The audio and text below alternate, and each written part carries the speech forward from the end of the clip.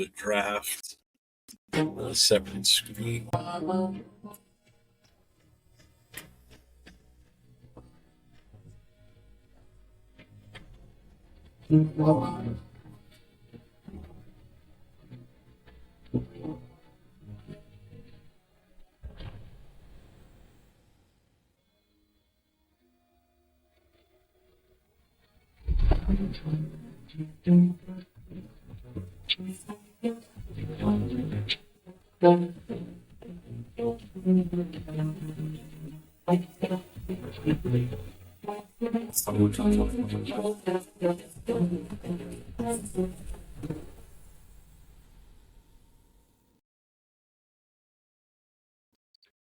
What is up, Raider Nation? We are live, coming to you live tonight. What is going on? Will, you still all excited for Texas this weekend? Oh, man. Am I excited still? Yeah, man. It was a long weekend. I'm going to tell you, we went hard. We went fast. I felt like Cheeto, always VIP. You enter, they give you a little smooze, and you feel good. I was like, damn, man. Is this what it feels like to be the legendary Chidolinus? And they're like, absolutely. First class all the way, baby. You're unbelievable. Oh, man. He is. What is up, everybody? What is going on? So tonight, we're going to do a mock draft later on, but we're going to start it off with Will giving us a little take on what went down in Texas at the TNBC weekend down there. They had a big barbecue. A bunch of super fans showed up, and the biggest super fan of them all was there, Will. And did as many moments as he could on film, pitches. He was there to fight his arch rival Raider Won't. Yeah. Well, I'm gonna let you just take the floor and you just do you do your thing. How's that? All right, man. So, hey guys, I'm gonna give you guys a little vibe of what it is to go down there to the Texas TMBC takeover, man. You go down there Friday night. We flew in, we got in about 8 o'clock. Already late. You guys know how I run. I was already late to the first event. So I get there at 9. It's already banging. They had about 30 to 35 people inside of Ojos Locos. Ojos Locos is kind of a bar where you had dinner at Ojos Locos? Bro, Ojos Locos, bro. Oh, I'm so mad I didn't go. And this is where, when you're VIP, like El Chidolinus, you would have had benefits in there. I probably got a good seat. But no, I'm general admission. So I had to sit with everybody else and kind of wander around. So you wander around. Jeff, do you know what Ojos Locos is? No idea. It's kind of like, how in Hooters, the girls would wear skimpy uniforms to serve you chicken wings? Mm-hmm. So Ojos Locos is something that started in Texas, actually, I think. But it's same concept, but it's they bring you like tacos and ceviche and stuff like that. Mm-hmm. But they're skimpier because it's more lingerie than the booty shorts. That's fine. So it's like Twin Peaks when they do their lingerie thing. Yeah. I've seen that one, and that's like, damn. Okay, yeah, maybe. But the thing is, Ojos Locos, so it's like more Latinas than anything. So yeah, we have a thing for them. That would be big booty Latinas. Awesome. There you go. Mm-hmm. Well, let me tell you like this, bro. It was cool. It was a great spot. I mean, like, you got a lot, like, you could see whatever you want to see. And at the end of the day, I mean, like, we went in there. I'd be like, the party ended about 11 o'clock. We ended up calling it a night. We drove back. The only thing I will tell you guys, man, if you guys do go down there, make sure that you guys book a room in Arlington. Everybody thinks Dallas and Fort Worth. No. It is not cool. I'm going to tell you guys right now, I stayed on the east side of Dallas, and it took us an hour to drive to every event and an hour back. Jesus. So that was kind of being from Colorado. That's new to you. To me in LA, that seems normal. Well, it takes you about an hour to go from place. Yeah. So and I will say that if you're a big city person, you're going to be used to that. For us, I'm like, yo, you drive an hour, you're pretty far away. So at the end of the day, I was like, you know what? That's cool. So we drove back home. Hey, Shit Show Joe threw a hell of a crawfish boil, bro. If you guys ever have an opportunity to hit up that crawfish boil with Lady Val, ooh, babe. Had the sausage in it? Oh, bro, it has everything. It has the sausages. It has the He was corn. all about that sausage. It was crazy good, man. We had about 15 people show up, So it was dope just to kick it. We kicked it with a couple other groups. And then we ended up going to Fat Daddy's that night. It's in Mansfield, Texas, man. I'm gonna tell you about this fucking location, bro. It is freaking awesome. They had two stages. They had a Kiss tribute band inside. Oh Lord, playing live, dope as fuck, good music.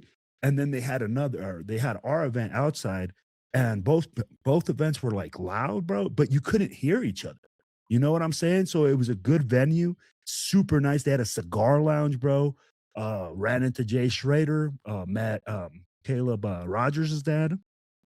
Freaking Kenny King was there. They had okay. And then you got all the super fans, of course, everybody's dressed up and stuff. And I'll run this little clip from that night. So hold on here.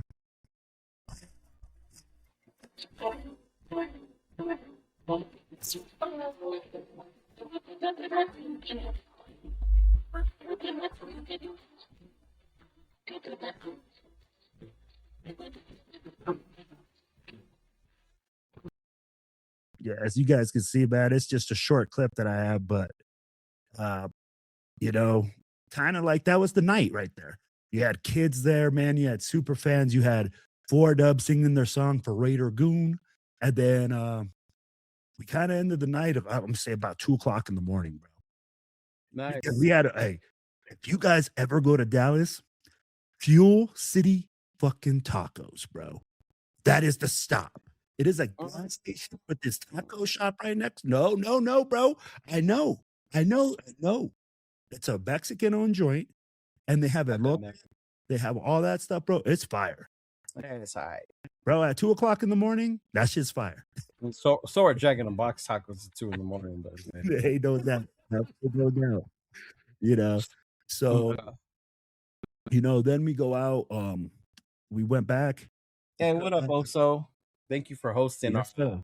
our co-host here, Wilfredo, bro. He came back with the accent y todo, eh? So I don't know what you did to him right there. Hey, right?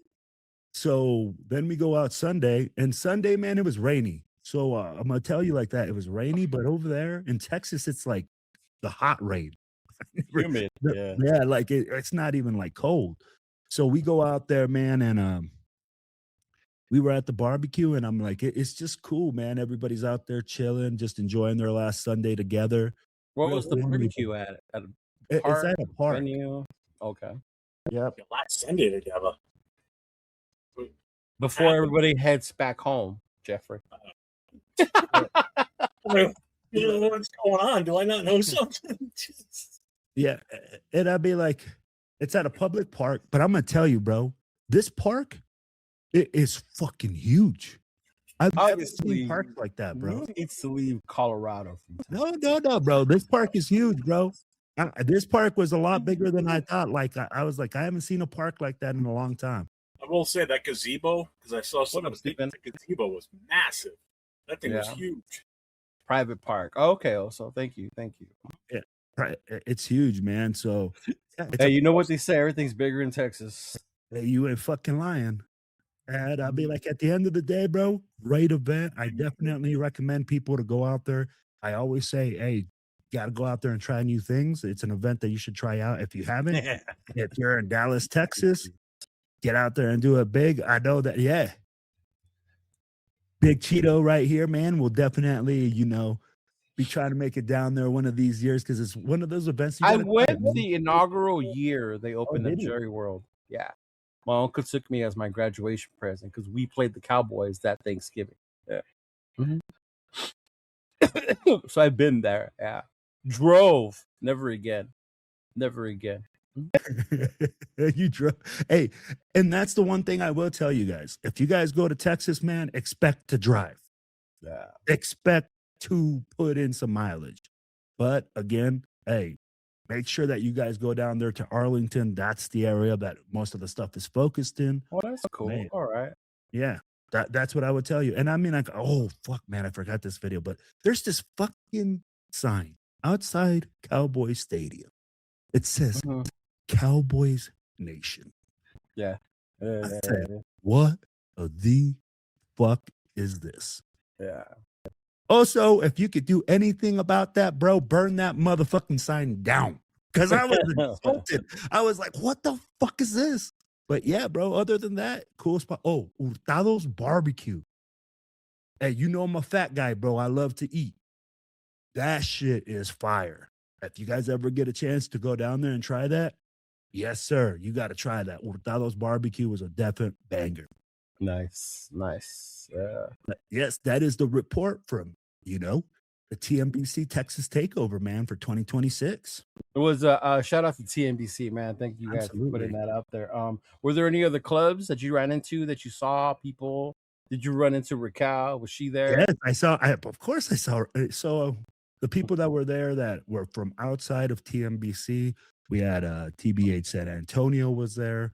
San Antonio. Of course we were there. Wesco was there. I saw Raquel. I saw TMBC LA or Las Vegas. We saw TMBC Merced. We saw man, hold on here. Hey, so there's no confusion. Who's taller, Raquel or Diego Pavia? Raquel. Hey, God. You know what, bro? Hey, much respect to Raquel. I love chatting it with her, bro, and I can really see why you enjoy having her on your show, bro. She is such a smart woman, bro. Like when it comes to football, she knows her shit. She talks her swagger. I loved it, bro. And you know what, bro? Like honestly, good on her, man. I'm like, I respect that because we had a good talk, and she told me, it's hard being in a man's world. Oh, Los Rudos was there. Yep. I got it. Keep going, bro. Yep. But yeah, man, it was awesome. At the end of the day, lots of great people there, lots of good people. And you know what? It was all about unity, man. It was all showing support for each other. I'd be like, it was cool. I can't complain. I think also throws a great event. And I hope that it continues to grow and flourish, man. More people need to get down there and support each other. That's what it's all about. Nice. Love it. That's good to hear. Yeah, Los Rudos, compa, LV Rollers, man, they're everywhere. LV Rollers goes everywhere. Yeah. Shout out to them. Dallas Fort Worth, Rudder Nation. That's Lisette in them, right? Mm-hmm. Yeah, Lisette, Andrea was down there. Dre Dog, my homie Dre Dog. She's cool. Oh, bro, Dre Dog was going hard in the paint, man. Like always, man. Love her, man. She's awesome. That's dope, bro. I'm glad you guys had fun. Yeah, man. I mean, like lots of people, bro. I'm telling you, it's cool to see people from all over the country at these events, and just Raider Nation supporting each other. Because who came from the furthest? Did you meet anybody from like further? East Coast Predator. Oh, East Coast Predator. Oh, he's all the way in Philly? He's all the way in Pennsylvania, I believe. Oh, shit. Yeah, he was out there. I think he's the furthest because he's in Pennsylvania. And I'd be like, I think the farthest west, I think, what I saw is going to be either Merced or that area up there. Or, yeah. No, I think Pennsylvania. Well, I mean, because you're in the middle, so both sides. But hey, also just brought up Patty Joe. I'm going to tell you about Patty Joe. Do you guys know Patty Joe? I'm not sure. I would have to see a face. Dude, it's an older lady from TMBC, Las Vegas. One of the nicest ladies ever, bro. She's from Las Vegas. I've probably seen her. Yeah. She makes these bracelets, man. And if you ever run into her, she'll make you this little bracelet. Man, I love that little lady, man. Such a nice. Did we see her in Vegas? I'm just not remembering. At the TNBC party? We probably did. Yeah. Yeah, hey, Big Luck even said it, man. Patty Joe's, and she was dropping it like it's hot, bro. I'd be like, she's an older lady, and she was dropping it like it was hot. So I thought it was awesome. We need to get Jeff to one of these Raider parties to see Jeff. Hey, bro, we gotta get our representative on there, bro. El Capitan. But I ain't dancing. I ain't driving. I think I might have a video of him dancing at his own party. Yeah, I might have some. I'm like, I might have to run through that footage in Boston. Okay, see if I guess he's yeah. That's dope. That's dope. Mm-hmm. That's cool, brother. That's cool. That's cool to hear. Yeah. I mean, who else but the Raider Nations does parties in April? You know, a bunch of people show up from all across the country. Yeah, yeah. It's dope. Bro, you're absolutely correct. Mm-hmm. It's cool to see. But shoot, man, what's cracking with y'all this weekend? This weekend's WrestleMania, brother. Oh, Cheeto. Yeah, this weekend's WrestleMania. So, you know, I'm on another level this weekend. Don't talk to me about no Raiders this weekend. Cheeto, I'm gonna tell you, man, I'm amazed of how many Raiders fans are wrestling fans as well. Why would you be amazed? No, because for me, like, half of them get their personas from wrestling. Are you shitting me? no, Yeah, I'm just telling Savage, you, like, Hogan. I get what you're saying. I'm not. I'm Mhm. just saying. I did not know that wrestling was that popular. I'm just Oh, a guy yeah. that doesn't follow wrestling. You know what it is, and I could see that because I grew up in the Hogan era, so it was different. Mhm. And then I transitioned to the Attitude Era, Stone Cold, Rock, and all that, completely different. I deviated during the what they call like the PG era, which is like John Cena and them. So I missed the John Cena. I missed Punk, CM Punk, when Roman Reigns first came out, when Seth Rollins first came out. It wasn't during COVID when we were all home and just forced to watch whatever was on TV that I got back into it. And then that was when I saw like this thing on Roman Reigns. Wrestling. Yeah. And then that's when I got back into it with the whole Roman Reigns and the Usos and the Bloodline. Like that drew me back into it. Yeah. Okay. Yeah. Mm-hmm. Yeah, but I'm not surprised. I think I get surprised. Oh, easy, Mike. I get surprised more by how many people think people don't watch wrestling, if that makes sense. You know what? It does, because I guess I'm on the total opposite side, right? Like I said, I don't watch wrestling. So for me, I was like, holy cow, man, there's that many people that still watch wrestling. I'll tell you the last time I watched wrestling, NWO. Yeah, that was the Attitude Era. Yeah, Yeah, and that's why I didn't say NWO, because I wasn't a WCW person. I'm loyal. I'm loyal to the Raiders, and I was loyal to WWF. So WWE don't want to get sued. Oh man, they can sue me for what? World Wildlife Federation. But yeah, man. There's a lot of fans.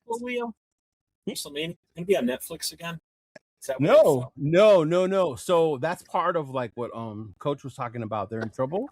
Ever since TKO bought them, or they merged with TKO, a lot of it's been taken away from Peacock, from Netflix and stuff like that. So it's actually the first hour is free on ESPN, and then the rest you have to purchase like the ESPN package or whatever to watch it. Yeah.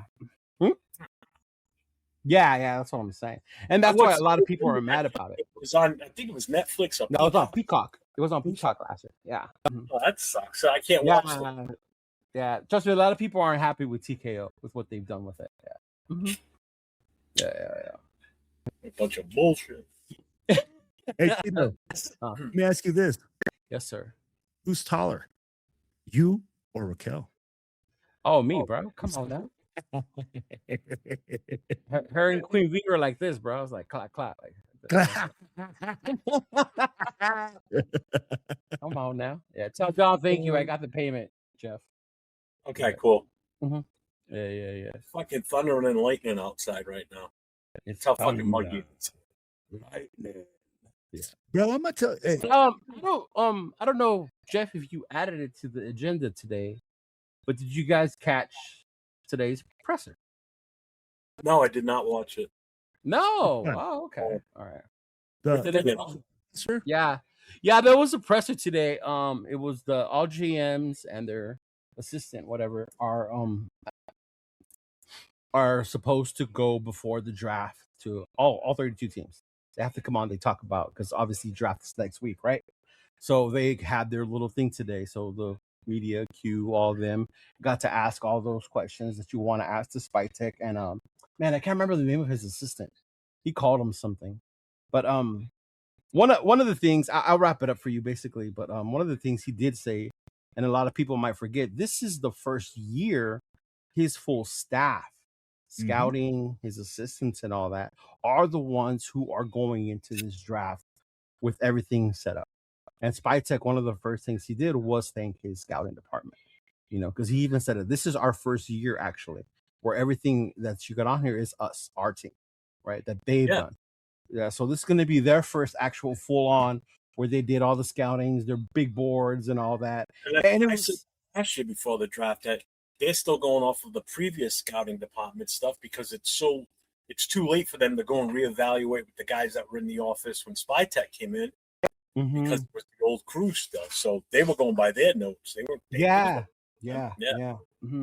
One thing I did notice about Spytek though is he seems to have a really closeness to his team, and I say that in the way he says their names by nicknames. You know what I mean? Like when we talk to each other, I don't call you by your Wilfredo. Whatever. We have nicknames for one another, right? Because we're cool. He does the same with his scouting department and his team, which I think is pretty cool. It tells you how closely they work together.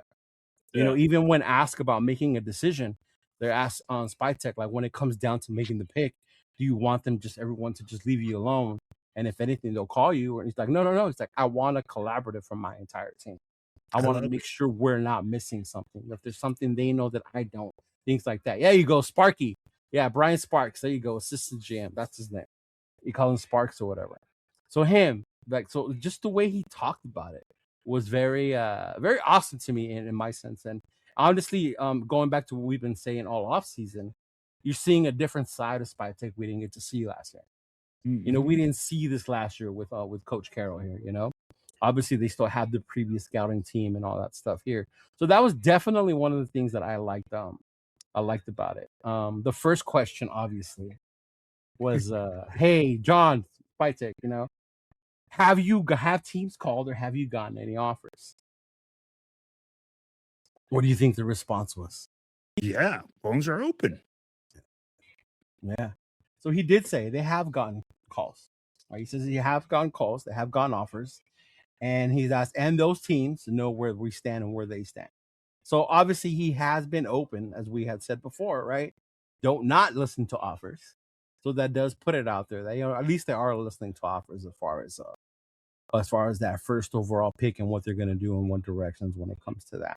And then of course they started asking all kinds of stuff about Cousins, needs, best overall, stuff like that, But overall, it seems like they have a good sense of what they're doing moving into next Thursday, which just sounds great to me. I feel very confident based on what you saw and heard in that meeting. And we could probably go over it a little bit more in depth tomorrow, Jeff, after you guys take a listen to it. And then we could bring it up on the Connection show. And you'll just see that they have a bigger sense of what they're going into next week with one of the most important drafts, I think, for us in the recent years anyway. Yeah. Agreed.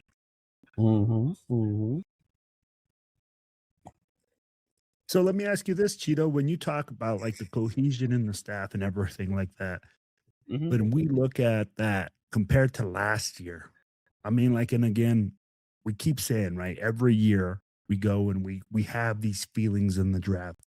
How does that, what's that difference for you? I mean, like, does that make you feel any different than years previous? I think it does for me personally, because you could tell in the Mayock Gruden era, the picks that Gruden had his hand in and the ones that were Mayock, right? Same with JMD and then even with Ziegler, right? You could tell Ziegler had one, but then ultimately the coach. I've always felt you're the general manager. You're the one who puts this team together, right? You work with your coach, obviously, but bro, obviously it's on you. And it's good to see that we kind of have that structure now. Even if Mark said it's Brady and Spytek, right? Whatever.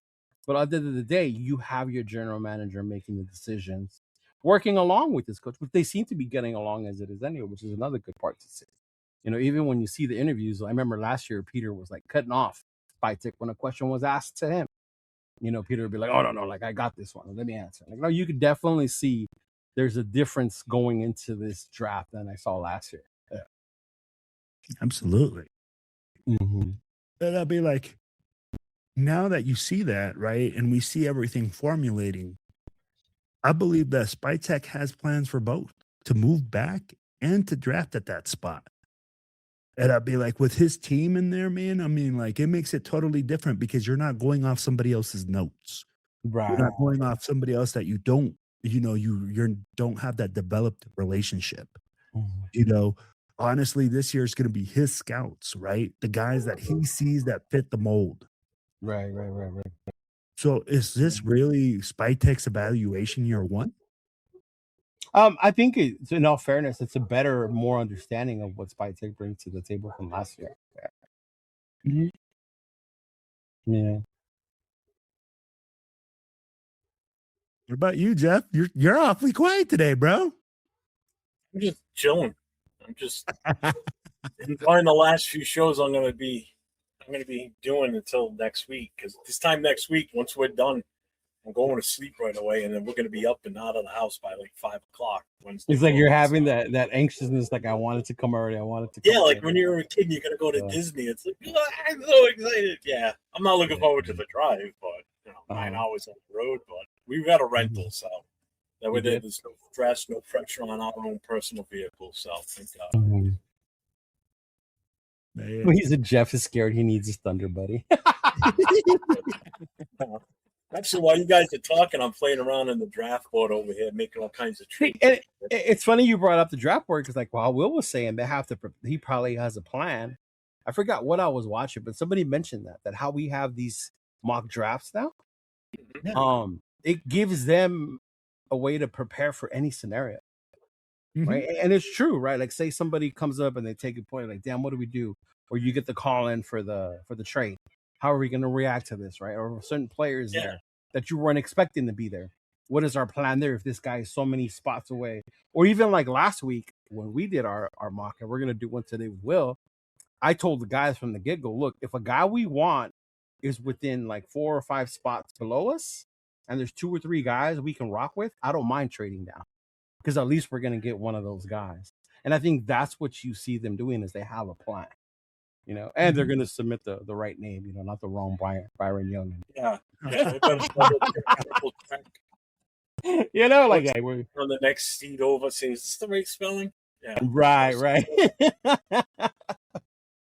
Yeah. So definitely see how they put those to use nowadays. Especially they I think Spytech has even said it with all the technology they have at their disposal today, with the AI, with the mock drafts, with the all these evaluators, all these reports that come out. I know Q was talking about one a big book that comes out from The Athletic that you download, and it's got like almost every player in there, their pros, their cons, and what their best fits, things of that nature. It's just crazy. I don't know, Jeff, if you remember, but back in the day when I was a teenager, you could buy like a magazine. It was called like Draft, Pro Football Draft, and it would have players, and then you would read that shit. Right, about seeing prospects coming out of college and stuff like that, and now that's not at the click of a button. Just type in so and so's name and they come up. Yeah, back in the day, and they still do it, but it's a website now. Obviously, our lads used to have a college book they would come out with the players. I used to get it. Well, who was it? Our lads. Our lads. I think that's what it was. Yeah, That's the site I go to when I look at depth charts for other teams and our team. I go to our own for the Raiders website, but I'll go there and I can just click and go through all the different teams and check depth charts. I do that more for fantasy than anything, to be honest. Right. That's what I used to use the our lads for in the past too. Watching where they have these kids ranked coming out of college. So you would see about getting the jump on drafting them in your fantasy. Perfect example I'll give you right now is Emmitt Smith. Like there were very few people that I did fantasy football with back in the day that didn't really know about Emmitt Smith. And there were 2 of us in 2 different leagues, and we both were queued in. We both got him his rookie year. Okay. And it was a franchise, so we were able to have him for a few years. So it was beautiful. Yeah. I remember getting that one. The Sporting News was another one I used to get. I used to buy like 2 or 3 different magazines with the draft profiles and the gradings. Yeah. Remember the National? The National was another one. Yes. Dude, that one was an awesome paper. The National was another one. Yeah. During the season, because they had a whole fantasy section in there too, and it would break down like the top 50 in each or the top whatever in each position. And Dude, that was a killer paper. I used to get that religiously every week. That was a good one. And then it just disappeared. Jeff, you are old, bro. He said I played fantasy football with Emmitt Smith. I didn't know enough football people to do that. I would have done the same, bro. I would have did the same if I was Jeff, if I knew people that played it like that back then. The only thing I did the Newsweek or the National for back then was for gambling odds. Because my uncle, I was in high school, bro, filling out the form to give to my uncle with my $2, hoping to hit. Yeah, well, see, when I started fantasy football, it was just touchdowns. There was nothing else but touchdowns. Right. And that was before we even had computers doing all this stuff. So we started, like I said, doing fantasy football back in '91. Holy right. So when I finally first got a computer at my house in '96 and first logged on, my friend used to come over, my son's godfather, would come over and we'd sit down at the end of the day and we would go and look at the box scores and get a rough idea what our tally was for the week before before the guy that did it actually used the newspaper and went through and did all the numbers for everybody's team. Yeah, I didn't know that. See, one summer I played with a bunch of older dudes like that. Like I gave them my cash and then I would wait. And then obviously he's like, they have to tell you your scores. I was like, what? He goes, yeah, we do it the old school way. So you got to wait till somebody, and then you'll get an email that tells you the matchups and who won. Even I won that league and they mailed me a check, Jeff, for my winnings. I actually got a check in the mail. Would mail it out in a regular envelope. Like that. Yes. Or if you requested to have everybody's information, like all the teams in the league, he'd send it to you in one of those big manila envelopes, sealed it up, and then mailed it off to you. You had to pay him for it because it was a little bit more money because it was a bigger envelope. Get this it was like that. Holy fuck. But no lie, that was one of the funnest leagues I ever played in, though. Oh, it was great. It was so much fun. Yeah. Mm-hmm. Well, there was no emails, there was no texting. It was you call up and you're trying to make, like in the NFL, you're calling somebody up. Hey, you want to make a trade for so and so, and then you go through the counter offers, and it was fun, man. That was like when it felt real. Now it's like you just send an email or you do it on the. Now it's funny to me because you have so much of the information you don't even have to know. You could ask ChatGPT. You put in your lineup who's the optimize, or now they have the optimize button, right? You don't even have to. You just click optimize, and it sets your lineup for you. Like to me, that's why it's a lot. Takes the fun out of it. I like doing the research myself. You know, I still do it, and that's why I win. So.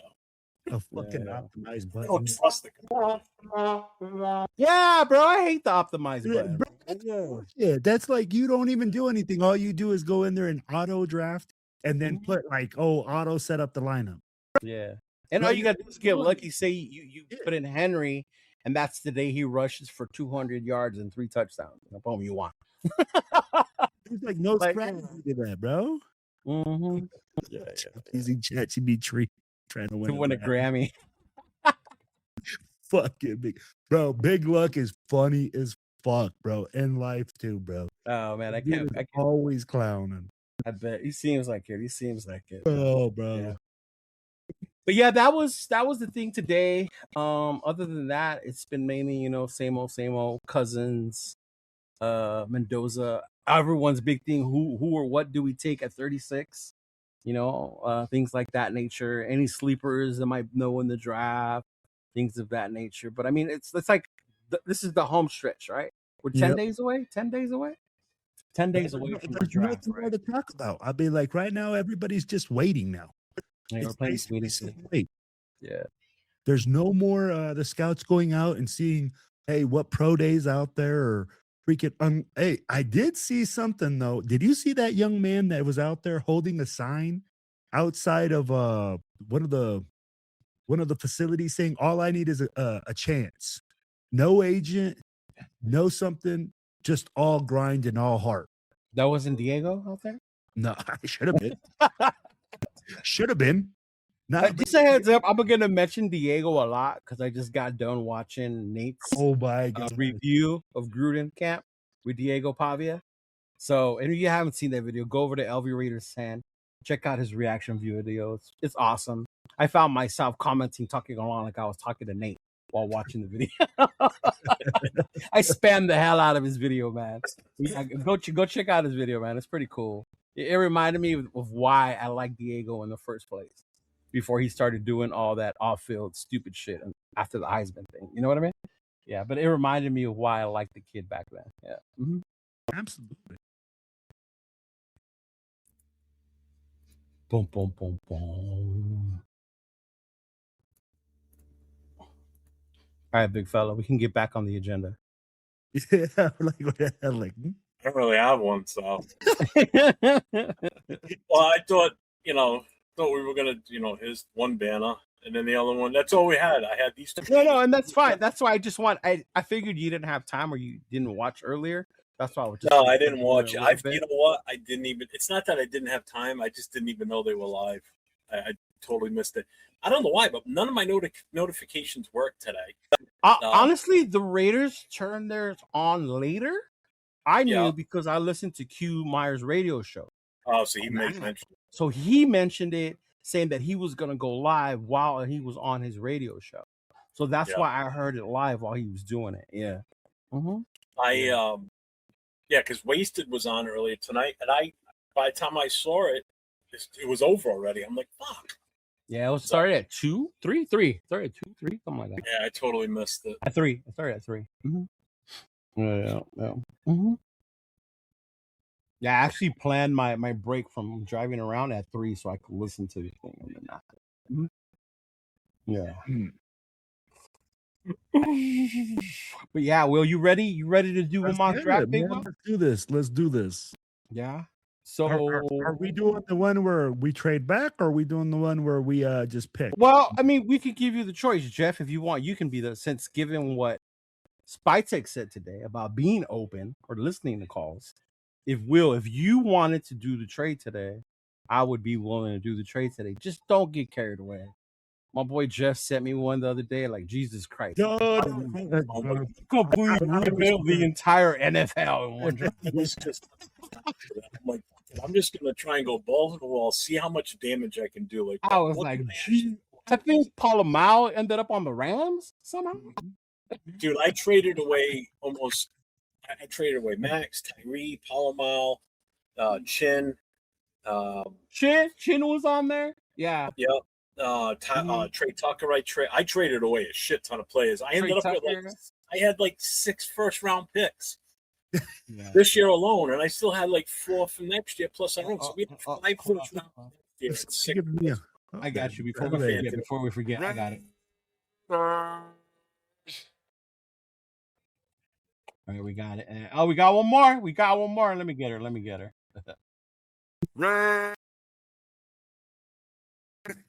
What the fuck happened? Dude, he has so many things on here now. I'm fucking dying. Fucking Jeff. They're fun, you know? Yeah. No, they are. I heard you use one last Thursday when you were doing your show with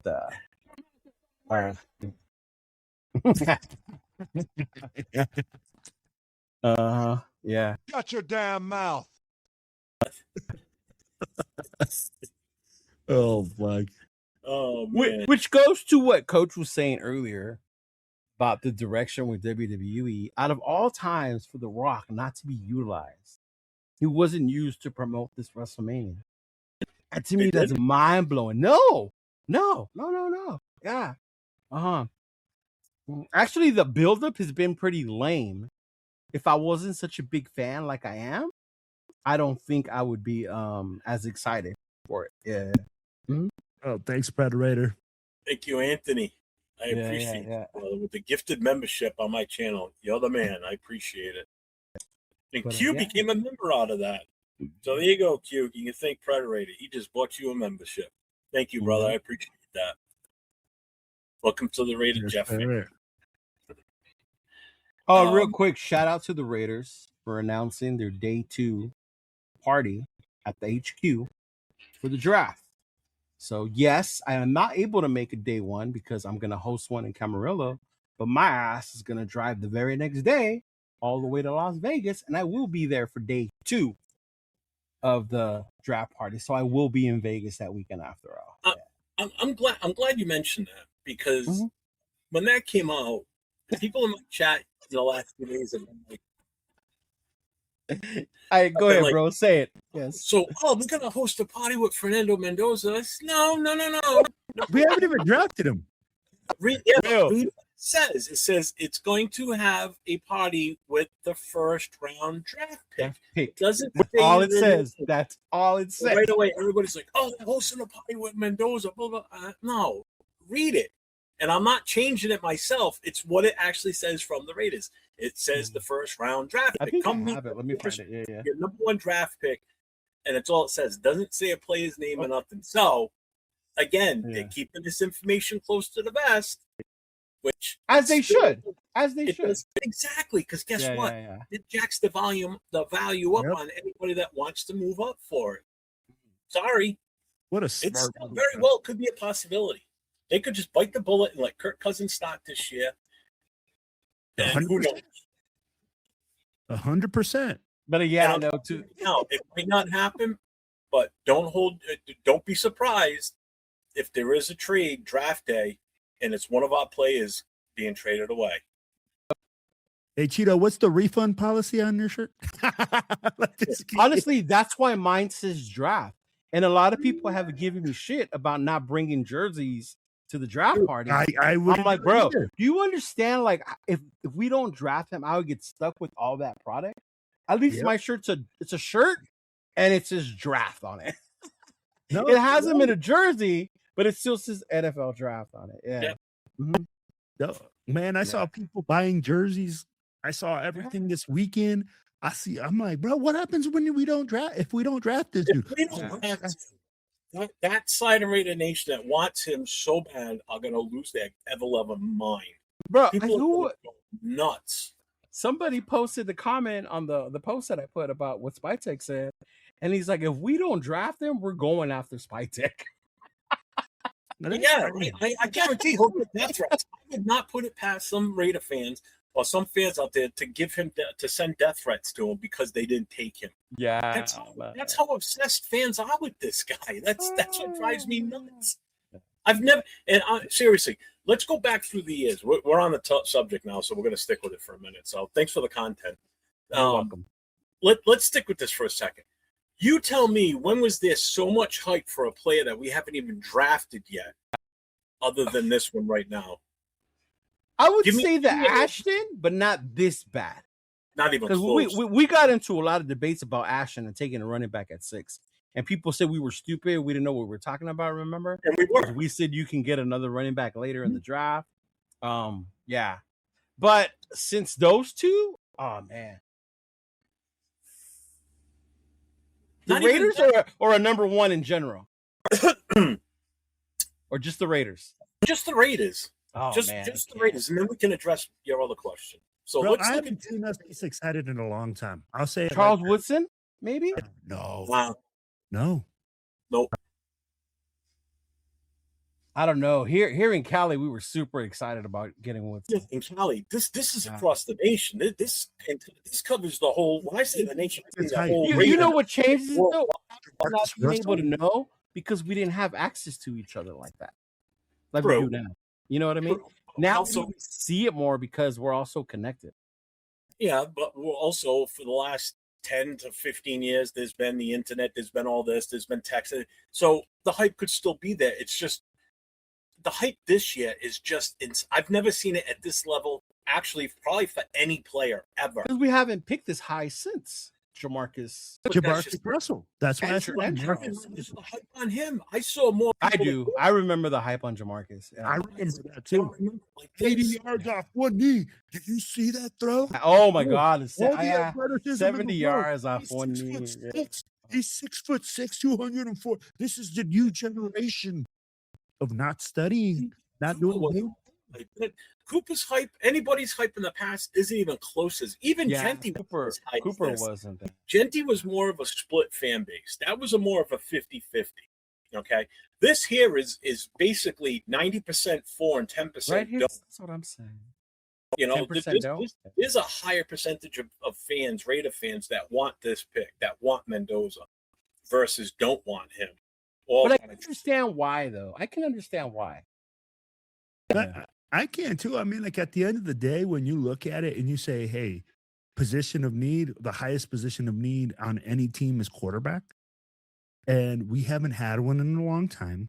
Yeah. And people are looking at it as saying, okay, when is the next time we're going to be the number one pick and have whoever we want in the draft? Yeah. You know, and I that's think that has a honestly, I lot to can do see with that. it. Yeah. And the fact that it's a quarterback. The fact that it's a Gen- quarterback. Genty was hyped. Genty was definitely Yeah. hyped. I will say that, but not to this Yeah. extent. Nowhere near as their media coverage on this like there was for Genty. Yeah, but the It's quarterbacks make the the league number go one round, pick. though. Yeah. It's a quarterback-driven league. Yeah. But still, this is insane.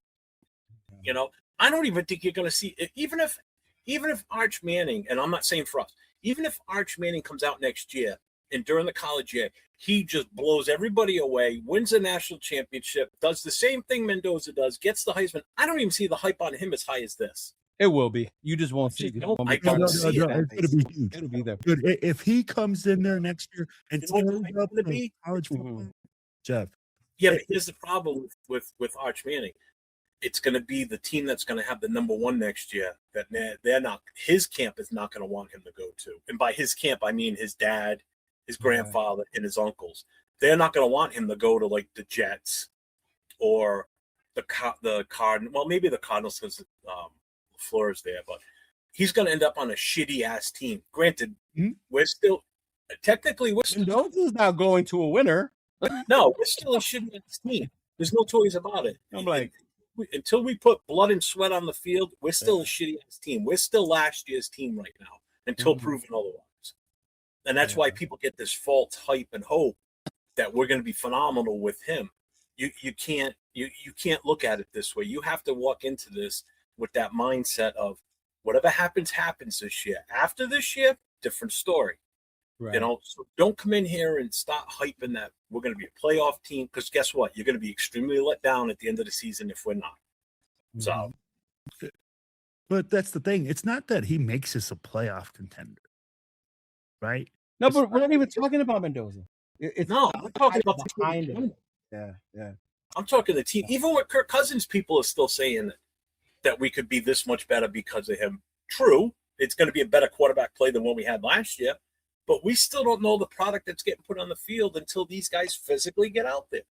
So that's why I'm not overly excited for everything right now. I'm taking it one day at a time with this team and this roster. Just Yeah. Caleb Williams, man. Great, but we don't know what they're going to do. Yeah, and I'd be like, guys are going to struggle. Caleb Williams struggled. You know, then he tears like, you know, he That's actually the last QB I was super excited about. I was hoping we would get was Caleb. and he was super hyped up. He had the same thing around him. I mean, like, and look at it right now with his painted nails and everything. He's starting to come into his own in Chicago. You know, and that's what I think people want. He had grown ass men in Chicago painting their nails.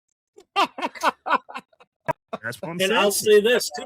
Yeah. And I know people will push back on this too. I still think Genty was the wrong pick last year. I really do. It's still too early to say if he was right or wrong because it's only been a year. Yeah. Right? It's not. What do you want from a first round pick? Longevity, durability, success, continued success, right? Stable success. Can you gain that off of 1 year? No. Even if Mendoza comes in next year, right, and he plays for whatever, right, and he has a horrible year, I'm not gonna blame that 1 year. Oh, he's a bust. You can't do that. All right, you have to see the longevity part of it. No, but but that's just it though. When you're picked that early in the first round, meaning Genty, you're coming in with that expectation that you're the guy. You know, yes, it wasn't all his fault. It was the offensive line. It was the scheme. It was everything. But that just proved our point that the offensive line was bad. And I think that's the part that makes me laugh, Jeff. When people say, like, I told you and Jeff, our point wasn't to draft him. Our point was, like, he needed an offensive line to be the guys you thought he was going to be. And all we kept saying is our O-line is not there to be able to create those holes. And it proved it. And guess what? We were Yeah. proven right because the offensive line. But we were wrong because he almost gained 1,000 yards and it wasn't his fault. Yeah. You know? Still no one's man most people's predictions on what he was going to do. Not even close. 3-year evaluation process, bro. 3 years. Give that guy 3 years. That's what drives me crazy about the Tyree thing. We're going on year what, 5 almost? Yeah. And people are still saying, "Oh, this is good." Bro, let it go. Potential's done. Let it go. There's been no potential done. Plain and simple. Let it go. Let it go. 7th overall, and this is what we got. He may have had different coaches changes, but you know who's been there the whole time? Our defensive coordinator, Rob Leonard, has been there. Yeah, exactly. He's been the one constant out of all this. Mm-hmm. Right? Everybody else has gotten better. And Patrick Graham's been there the whole time until this offseason. Mm-hmm. Yeah, Jason had him rushing for 1,100 yards by week 8. I remember when he got drafted, people were saying 1,500 or was like the mark for him. And I was like, whoa. Like, even that was, to me, I was said 1,500 combined yards. Yeah, combined. Yeah. He still, I think, was like 1,300 combined, which isn't bad if you think about it. But that just to show you he still wasn't what we expected. And it proved because we couldn't win games, you know? But to that point, Jeff, the minute we drafted him, it's not like me and you went anti-Genty. No, we supported him. Right. I was, the minute, right, I filmed 805 and I laughed my ass off on his reaction to it, right? But once he put on that jersey, I had my shirts. I was at the games cheering for him. I was in Houston telling everybody, like, I don't know where this came from, y'all. Like, this is fucking amazing. Remember that, Will? Mm-hmm. Yeah. Like Lewis just said, 970 plus yards rushing, 1,200 plus in scrimmage. But that's for the first round pick. You had a guy that went in the second. You had guys that went later on. But the team has a lot to do with that. We can't evaluate yardage just on saying this guy got it by himself. He's not blocking for himself. You can do that when you're trying to prove your point. You only see certain narratives when they benefit. But Judkins didn't even start the season. He didn't play because of his contract and his situation. Judkins started later. He caught up and matched Genty's total runs for the year. Okay. Trevion Henderson pretty much had almost the same numbers as him. Yeah. Patriots are a superior team in every and they weren't first rounders. That's what I'm getting at. They weren't the number 6 overall pick. We could have taken one of those guys later in the draft and addressed the offensive line early in the draft last year, and we didn't. So this is what we said. And I know people like, well, the coaches didn't help. But here's the thing. If we would have had that guy, like say we had, what's his name that went to the Jets? I know what you're talking about. Oh my God! Why am I drawing a blank on that? That wasn't even who I wanted. I wanted them to. No, but let's say it was him. But now this year he's on our roster with a better set of coaches. Membu. There you go. Membu. Thank you, Big Lou. A set of coaches. Now we're a step ahead of the game, and we wouldn't probably have to look for an offensive lineman soon. We could wait longer because now you've got an extra. You got a first rounder from last year that would have probably played horrible last year because of the coaching. I get it. But and the crazy part is people say you don't see backs like that in every draft. Call me a homer or not, but the running back who's number 1 this year is better than the one that was here last year. Oh my God! Night and day. Because here's the thing: if it wasn't Mendoza going first, I'm telling you right now, Place would probably be Love would probably be the number 1 pick in this draft. He wouldn't because they don't draft running backs. They don't draft running backs. I think for his talent and what he can do, I think he's the number 1 overall value in this draft. To be honest, before Genty, who was the one that was picked? It was Bijan, right? Bijan Robinson picked that high. Was Bijan? Put Bijan in Boise, and he's killing it. He would blow away Genty. He's put Bijan anywhere. And he's killing. I think it's funny though, in all that, and it gets lost in our arguments or whatever. It's not that we're saying the guys are trash. Mendoza's not trash. Genty's not trash. No. It's the value of the pick, right? What you could have gotten at number 6, you could have found the running back who matched him, whatever. Maybe you think the other guy, but they were about the same level in a later round. Yeah. Right. The same thing with this year, right? We're saying with the number 1 overall pick. if you have a team who wants this kid more than we do, and they're willing to give you a haul for him, why not just trade back, right? And get those first round picks. We're not saying trade him for a stick of bubble gum. No. And I think that's what gets lost when you say trade. People think that means you don't want him. Yeah. And you know what's going to happen after the draft? If we take Mendoza after the draft, it's going to come out somewhere along the line. Someone's going to it out, and they're going to be like, "Hey, this is what the Jets had offered the Raiders, but they turned it down." And if it's like, say, 2 or 3 first rounders, like say they're 2 this year and they're first next year, to jump up to that number 1, and we didn't take it, I'll be ripped because. Well, it depends on what you see from Mendoza, right? I don't think you're not going to see much from him this year. Well, no, I mean in general in his career, when you go back and look at it, right? Was it worth it, right? Like, because people used to tell me, "Oh, 3 first rounders." I was crazy for wanting to give that much up for Caleb, right?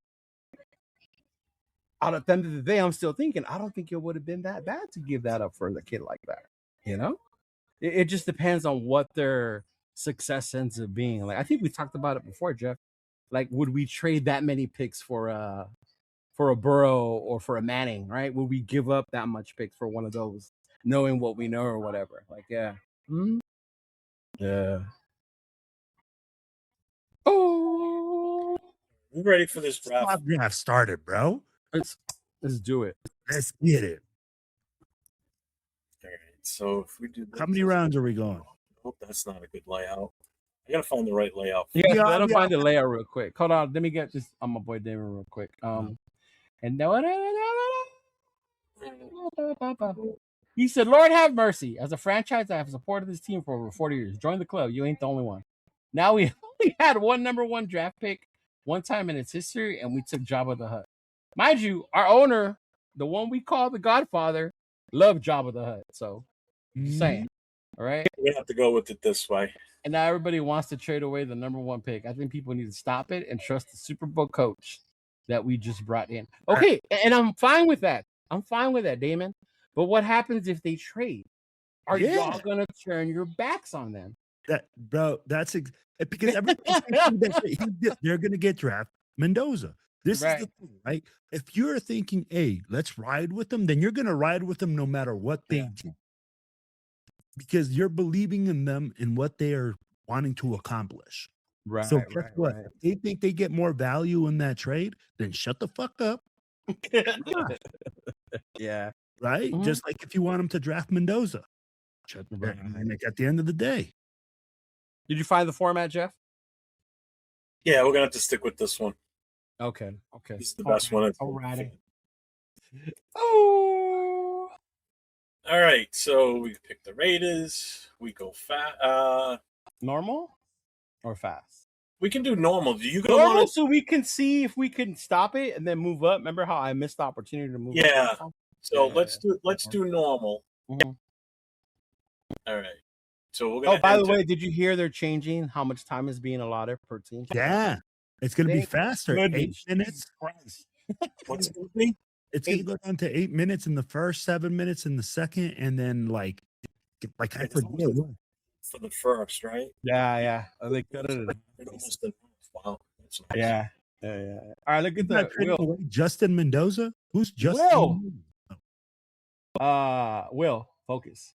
You want to listen to trade offers? Trade offers, yeah, of course.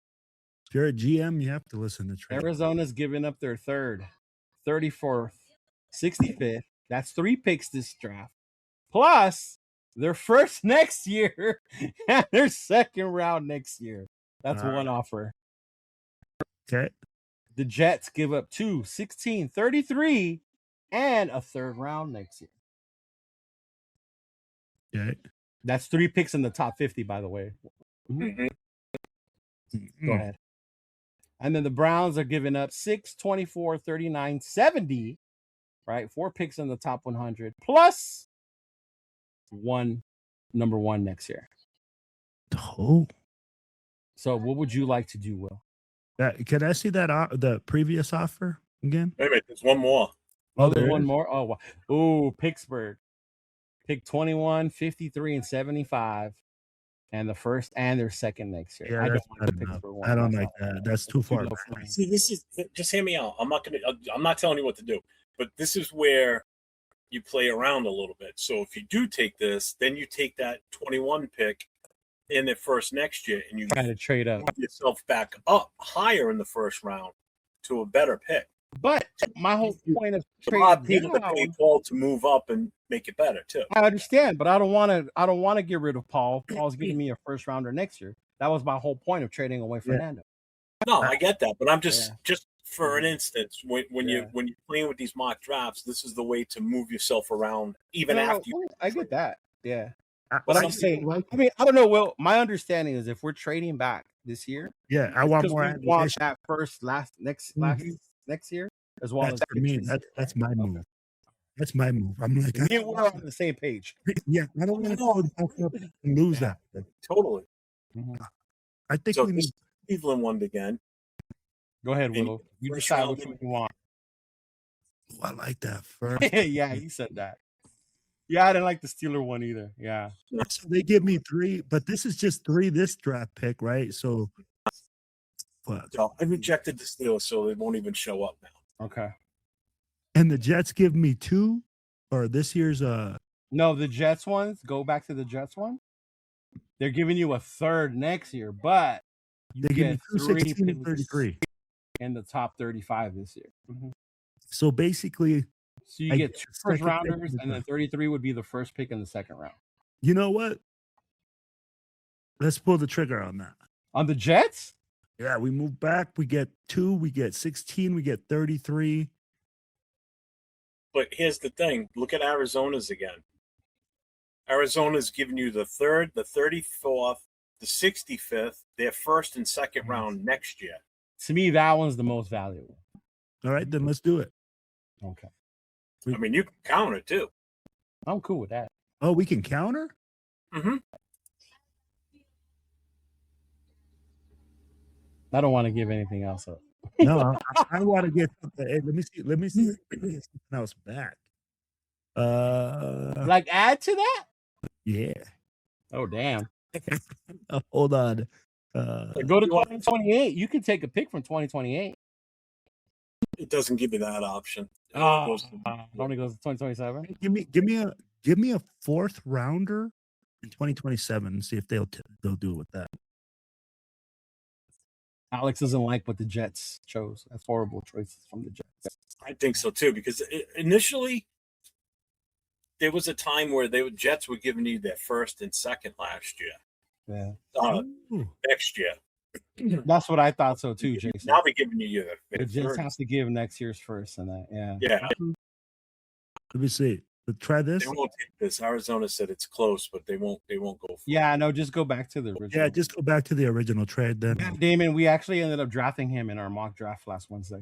Yeah. All right, so I gotta go back to the why is this so slow tonight? All right, so this is Arizona. So we give them number 1, they'll give us 3, 34, 65, and their first and their second round next year. Oh, what up, Pura Vida? What's going on, brother? All right, go for it. Yeah, go for it. Take it? Yep. Accept. All right, they took Fernando. Ruben Bain went next. Now it's our pick again. All right. Who's on the big board? You got David Bailey, Arvell Reese, Carnell Tate, the wide receiver. Sonny Styles is another one. Or you can go with the offensive lineman, Francis Malgoa. David Bailey is the edge from A&M, right? Mm-hmm. Yeah. What are the trade offers? Carnell Tate, there is none. Wow. Yeah. None? So pick from here, Will. Arvell, Carnell, or hang on, because this was getting stuck earlier. Let's see if nope. Yeah, nope. Trade off. Crazy that that's fine. Third round pick doesn't have a. Let's see here. And we don't want to sit here and trade all day either. Yeah. No. Defense. Yeah. Shoot. We need a running back. You want to get? No, I don't want it. Like, no.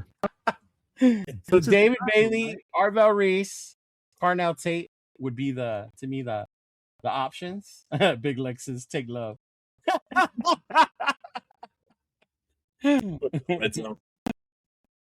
Honestly, I don't like any of these guys. What's up, brother?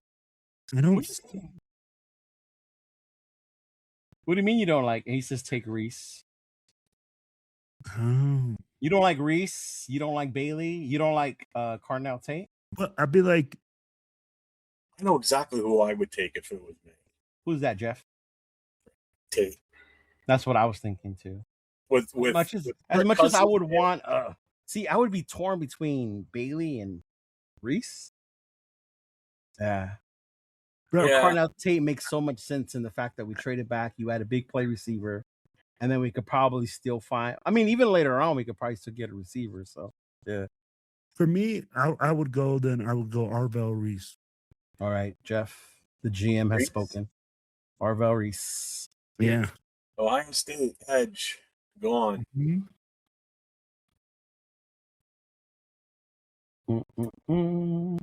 So our next pick is at 34. David Bailey. Ooh, okay.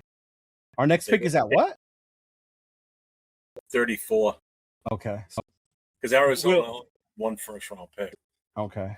Caleb Downs. Oh, it's gonna take forever. I know you can't speed it up. No. Sonny Styles. Freeling. Fano. There goes 2 tackles. There should be like what, 4 tackles gone by the end of the first? Yeah, you got Lomo still there. And biggest fear, Makai Lemon to the Rams. Yeah, I know Nate'll hate that. Oh wow, he went all the way to 14, huh, your boy? Yep. To Baltimore. Falk from Auburn. What do the Jets take? Tyson. Jets. Nope. Jordan Tyson. Arizona. Oh, they made some trades here. They took Concepcion at number 7. Omar Cooper Jr.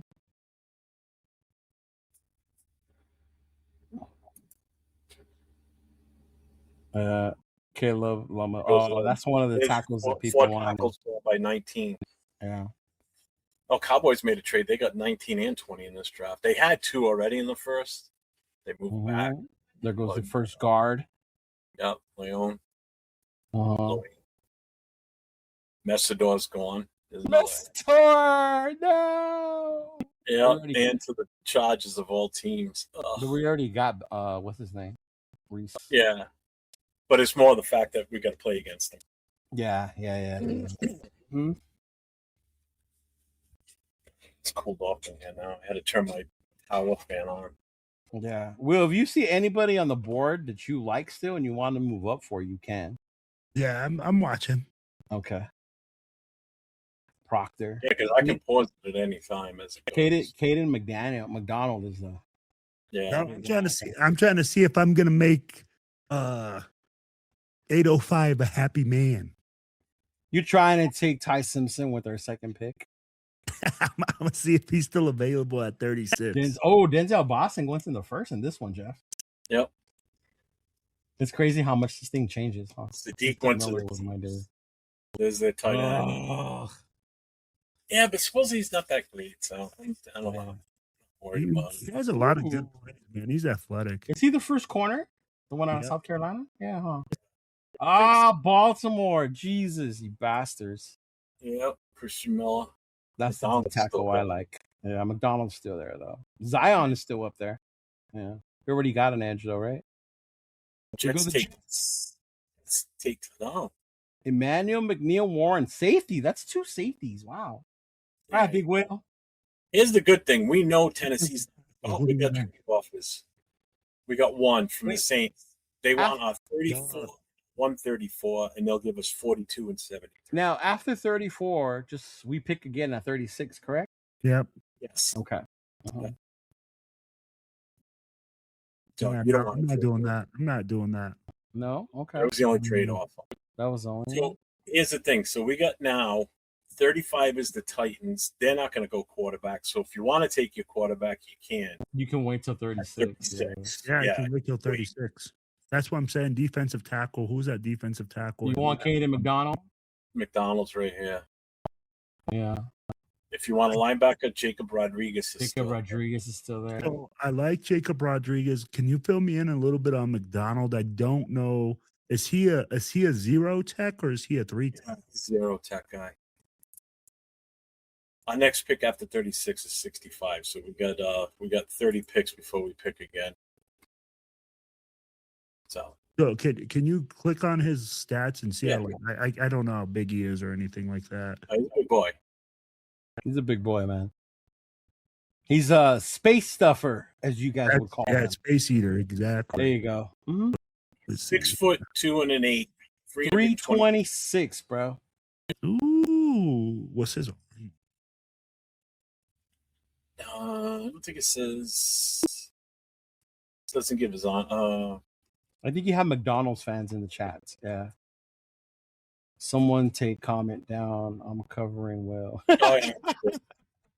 What? Take Simpson and Rodriguez. Saints are moving up. So these are what his combine comps are. These are the guys that he performed like at his combine. There's Vince a name Wilfork. right there that I like. Vince Wilfork. Yeah. Space. Wilfork is Eater. one of them. Yeah, I'll take that. I'll take a defensive tackle. It's all right. So we're taking McDonald. There he Yeah. goes. Who Tennessee's did Tennessee pick? Let's see. We don't know yet. It's taken forever because we did it on medium. They took Brazil, a wide receiver from Tennessee. So now No way. Yeah. Bust. Did you get any trade offers? We got a couple. Okay. 2 of them. Patriots want to give us 45 and 63 for our number 36 and our 3rd rounder. Ooh. Okay. So you move back 9 picks, you gain one at 63, and you give up our 3rd round next year. So you gain a third.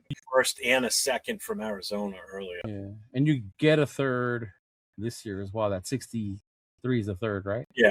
Yeah, okay. The other offer is the Rams. They want to give us 61, 93 in their 2nd round next year for our 36th and our 5th round of this next year. What's up, Jarretta? Wow, that's it. That's an interesting one, man. Ja, what's up, man? Like to give up a 36? This one's a tough one to take. I don't like it. Yeah, I don't. I like heard that, Ja.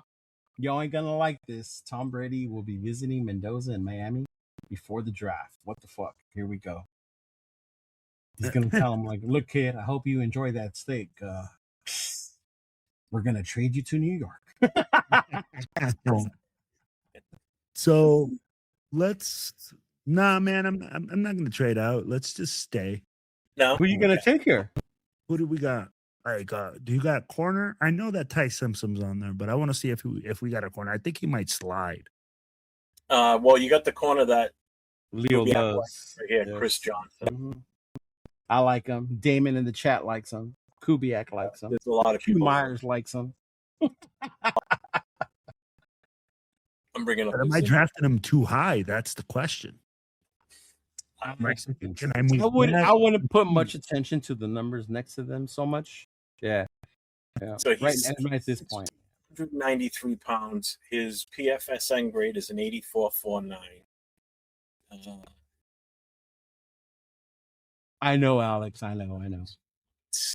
These pop-ups on this. That's the only thing I hate about this site. Yeah. It's the pop-ups. Oh. There we go. Let's see. His comps. These are the teams he's visited. KC, Pittsburgh, and Seattle were part of his top 30 visits. And Johnson. These are the guys that his comp was similar to. Stephon Gilmore, David Long, Jonathan Joseph, Caleb Ransor, and Bradley Roby.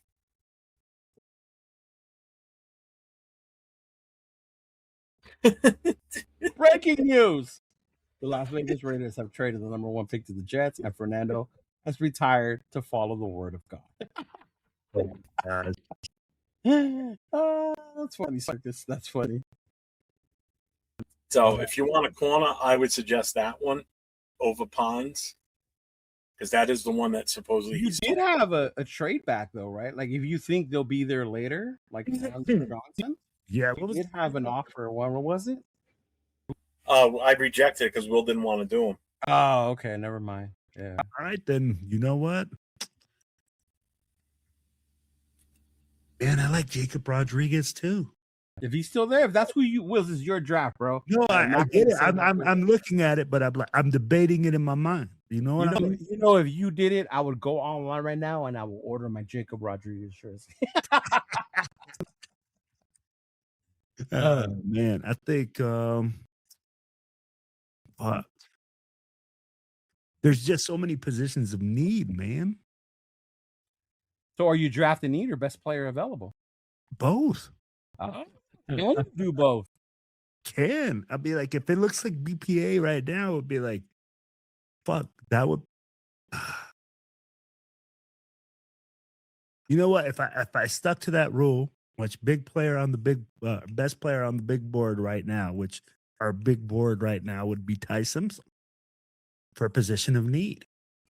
So I'll address the position of need and we'll go with Ty Simpson, which people are gonna freaking roast me right now because I traded back and now I grabbed Ty Simpson. But hey, let's take Ty Simpson at quarterback. Obviously, Big Luck, you didn't do your job and talk up Jacob Rodriguez enough to will. If not, he would not be taking it.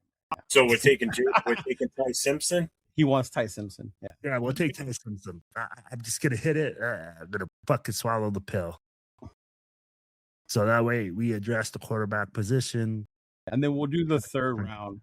I think that should be it with draft of this speed. Yeah. Because if we do the other ones, bro, we're going to be here all forever. Chris Johnson went right away next to the Giants. Did he? Yeah. Oh, I knew he wasn't going to last. Yeah, me either. Yeah. Who would you look at? Jacob Rodriguez. Yeah, I would have taken one of those two. Will honestly, I would have taken. And I know, and I'm like, man, it's just again, pick your poison, right? Like you're gonna look at it and you're gonna say, "What's the biggest?" You're right. If you look at your big boy, Moved by Buffalo, if that actually happens, they need that bad. Oh yeah, they do. You have it on video where he talked up Jacob Rodriguez. Hey, John, welcome, brother. Salute. We talked about the leadership that he brings, and I mean, like that's what I love about Jacob Rodriguez is that he has that solid background, you know, according so far. Because let's be real, you know, we don't know this guy personally or anything like that, but all reports are saying that he has a good background. Ooh, AJ Halsey was another safety out of LSU. He's a good one too. Zion Young. So right now we have Reese, Caden McDonald, and Ty Simpson. So we got two defensive guys and a quarterback. Yes, sir. Potentially the quarterback of the future. Yeah, but Lee Hunter's still on the board, Jeff. Yeah. He's fallen in a lot of the ones I've done. Caleb Banks goes late too. D'Angelo Pons is still on there. Yeah. Mm-hmm. Anthony Hill Jr. is a good linebacker as well. Oh man, this gap is big right now. That hurts like a wide receiver out of Georgia State. Oh, Caleb, that injury, bro. Yeah. CJ Allen out of Georgia. Anthony Hill Jr. is gone. There you go. Yeah. See, New England traded up for him. Yeah. I'm not surprised. That makes sense. For that anyway. Yeah. Not at all, man. There goes Bolts. Lee Hunter is a steal, Josh said. Yeah. Will, are you looking for your next Sebastian Janikowski on the next pick? And no. Well, these are our immediate needs, Will, right here. So QB, offensive guard, tackle, wide receiver, DT. So you've already taken care of the quarterback and the DT. I'm looking at wide receiver next, honestly. Wide receiver and offensive lineman. Actually, Tanner, if Will took Simpson and we have Cousins, you can wait for Marshall Manning. Yeah. Based on who we have in the quarterback room at this point. Yeah. For those of you who don't know who Marshall Manning is, he's the next Manning Hype. Apparently, he's even better than Arch. Yeah. There goes Pregnon. Is he? Oh, okay. Oh, yeah, Emmanuel Pregnon. So you're looking at receiver or O-line, huh, Will? Yeah, that's where I'm like, what's best left on the big board? Okay. I might even move up here soon. I'm like, let them know. Let them know, bro. This would be your time. Mm-hmm. Let's see what the Eagles want to tangle at 54. Okay. Is there someone in particular you're looking to take at 54 that you want to trade? I want let me see what the wide receiver. Can you pause it Yeah, and see I'll what the close wide it. receiver situation is and offensive line is? Offense. I don't know why this is so goddamn slow. It's the ads, bro. The ads do it. And then probably a lot of people are doing mocks right now too, Jeff. Yeah. Come on. That and Okay. all that Asian Receiver. porn you have on your computer's hard drive. I shut that down. Oh, okay, okay. These are the wide receivers that are left. Ted Hurst is a good one for here. Skylar Bell's another good one. Jacoby Lane's still there. Zachariah Branch, Surratt. These are a reach right now at this point. Yeah. Hurst, you could definitely do in this range. I don't know enough about Williams. I've just heard a lot about him. Hurst, Bell, yeah, are the two main ones that I heard more about. You want to look at tackle or guard too? Yeah, tackle. Tackle. Yeah, I want to see right tackle. So this. Well, the kid from Northwestern is good. Yep. Cronauer, Shelton, Isaiah World. You can get World later. We did that last time. I've been getting him a lot too, Bowery. So if we look at the guards. Yeah, there's nothing that I want to move up for right now. Okay, let it go. Let it go, Jeff. Let it run. Restart. Resume. You almost restarted. Well, I would have asked if you, are you sure? It wouldn't have just. God. I would have been like, and that was the show for today. I mean, at 65, if you want to wait, if he's still there, you can have it. Take a shot at Dunker. That's for sure. He may still be there. Jadarian Price. Fuck. The Steelers would land Jadarian Price, bro. That would be so. Lee Hunt is still there right now. Yeah, like I think First just went to the Eagles, the team you were looking to possibly trade with. Yeah, that's Peyton's kid. He does look just like him too. I saw him. I was like, damn. Lewis says Antonio Williams. Nothing is a reach these days. A team will reach for a wide receiver, quarterback, tackle, guard, tight end, linebacker, quarterback. Notice how Jaw left out quarterback. Right there, that kid Hetch. If we didn't have Linderbaum, that's who I was going to hope we would have grabbed in this draft. Hetch, the kid out of Kansas? Yeah.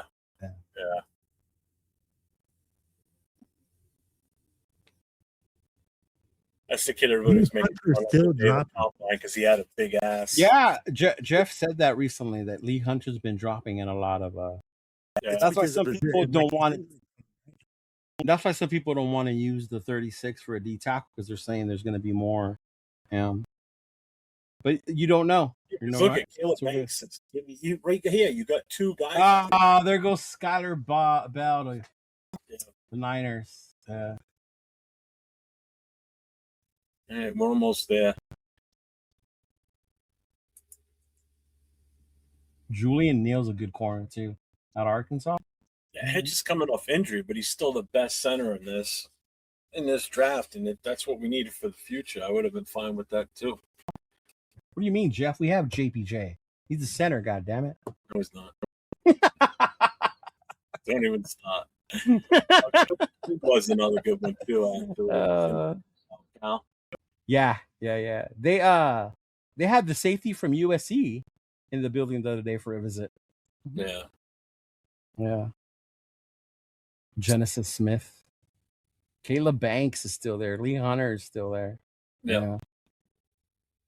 We are approaching the end of round 2. So wait, day 2 is round 2 and 3, right? Yeah. So when I'm there, I'm going to be there for round 2 and round 3. Okay. So that's where you're going to see most of your action is in 2 and 3 teams moving. And that's why I'm not mad about being in Vegas for that one. Exactly. Yeah. But that's also your meat and potatoes are in that second. Like your premier, your elite guys are going to be that first round type shit. That's actually when I had more fun last year. Was day 2 when me, 805, and a couple of dudes went to this little bar and we watched it there. Yeah. All right. So the Bears want to make a trade. No, I don't want to trade. I want some chicken wings. Chicken wings. Can we go to Twin Peaks for some chicken wings? I don't want to trade back. So hey, let's look at a wide receiver. You got to give me a second. It just takes forever. What kind of wide receiver are you looking for, Will? Are you looking for speed, size, possession, game changer? What kind of wide receiver are you looking for? Right now, what I'm looking for is a guy that can has multi dimensions. He does a punt returner, kickoff returner, a guy that can do more things than just. That would because be we're more looking in the third. like a branch then, huh? We could do that. We could do the legacy pick, right? Yeah. At 65 would be kind of early though. Yeah. Don't forget, you got another pick coming right up at 67. Yeah, we got another one at 67. Yeah. So let me And look then at after 67, we're at 102. So we still got 3 in the third. This is the third. This is where we're gonna have I your got 3 3 picks in the third, right? You got 3 picks this round, I think. Yeah. Okay, so right now let's look at either interior offensive line or offensive guard. Hard to tackle. Both. I'll be like, let's see what's left. I want to see what's in there. Okay. I'm gonna look at the guards. I think Dunker's still there. Yep, Dunker's right there. At 71. What's is he a right guard? Is he a guard or is he an inside or not right guard? I don't know which side if it says. Hang on. 67, 102 on 117. Yeah.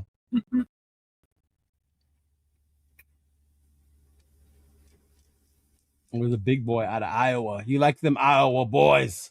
6'5", 3. No, they do. Old school offensive lineman. That's all I hear about Dunker. Let's pick up Baby Jeff. So we're gonna take Dunker. Yeah, we're taking Baby Jeff. All right. He wants some. All right. There we go. Dunker. Let's look at the tackles too while we're here. Josh said he's the left guard.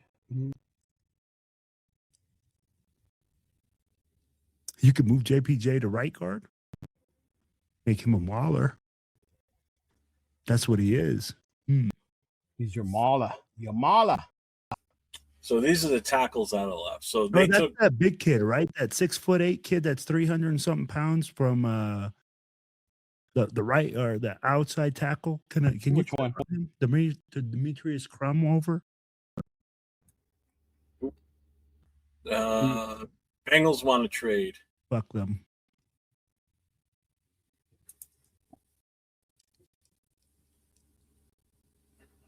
All right. So here's his info.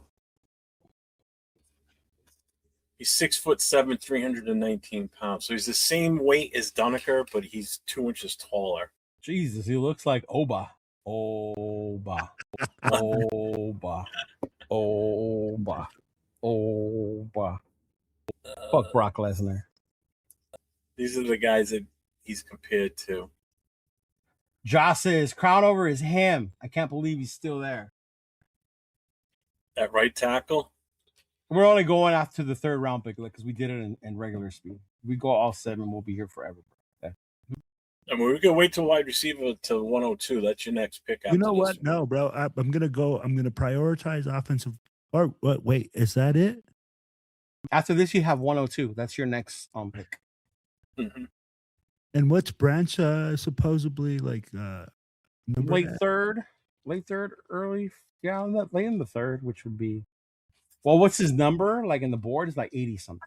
That's why I said don't really pay attention to those.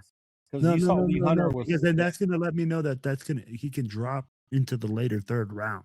Yeah, where I can still scoop him up later. Yeah. Let's go offensive tackle. Because I already dressed guard, so we're gonna go guard and tackle. Okay. So obviously I'm not spicy. I like that a lot. I like it better than last year's. That's for sure. Well, I'd be like right now. Last year it was Jack Besh in the 2nd, and then in the 3rd we took Grant and Rogers. Yep. And Porter, yeah. And Porter was in the 4th, yeah. Was in the 4th. Thornton was the 4th round. Yeah. Jaw's happy. He says he's him. He cannot believe he was there. Yeah. And he's not doing this on slow again. That's for damn sure. No. I just wanted to see about the when you can move up a trade. Yeah. Mm-hmm. Yeah. Yeah, if we do it on fast, we could do a 7-rounder like real quick on the next one if we don't trade. Right through it.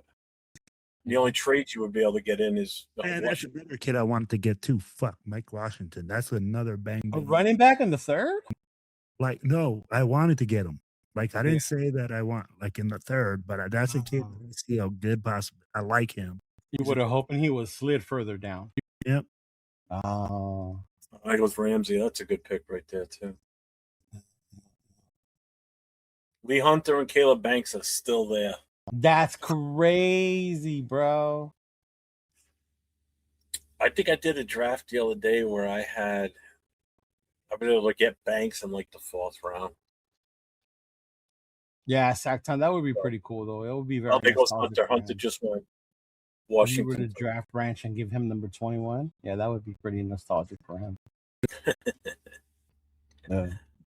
Us old school guys love every minute of that. Well, yeah, because you wouldn't have to buy another jersey. True. Yeah. Are you sure that jersey still fits, Jeff? I don't have a Cliff Branch jersey. Well, the last jersey Jeff bought was Gallery. Robert Gallery. Remember? Oh, that's right. I don't have it hanging in the closet. Never see it on me. His newest one is a custom one that I made for him. I saw that one. 401 Raider Jeff, fucking big sexy. Yeah. Right on. Dun. Taking it with me to Pittsburgh.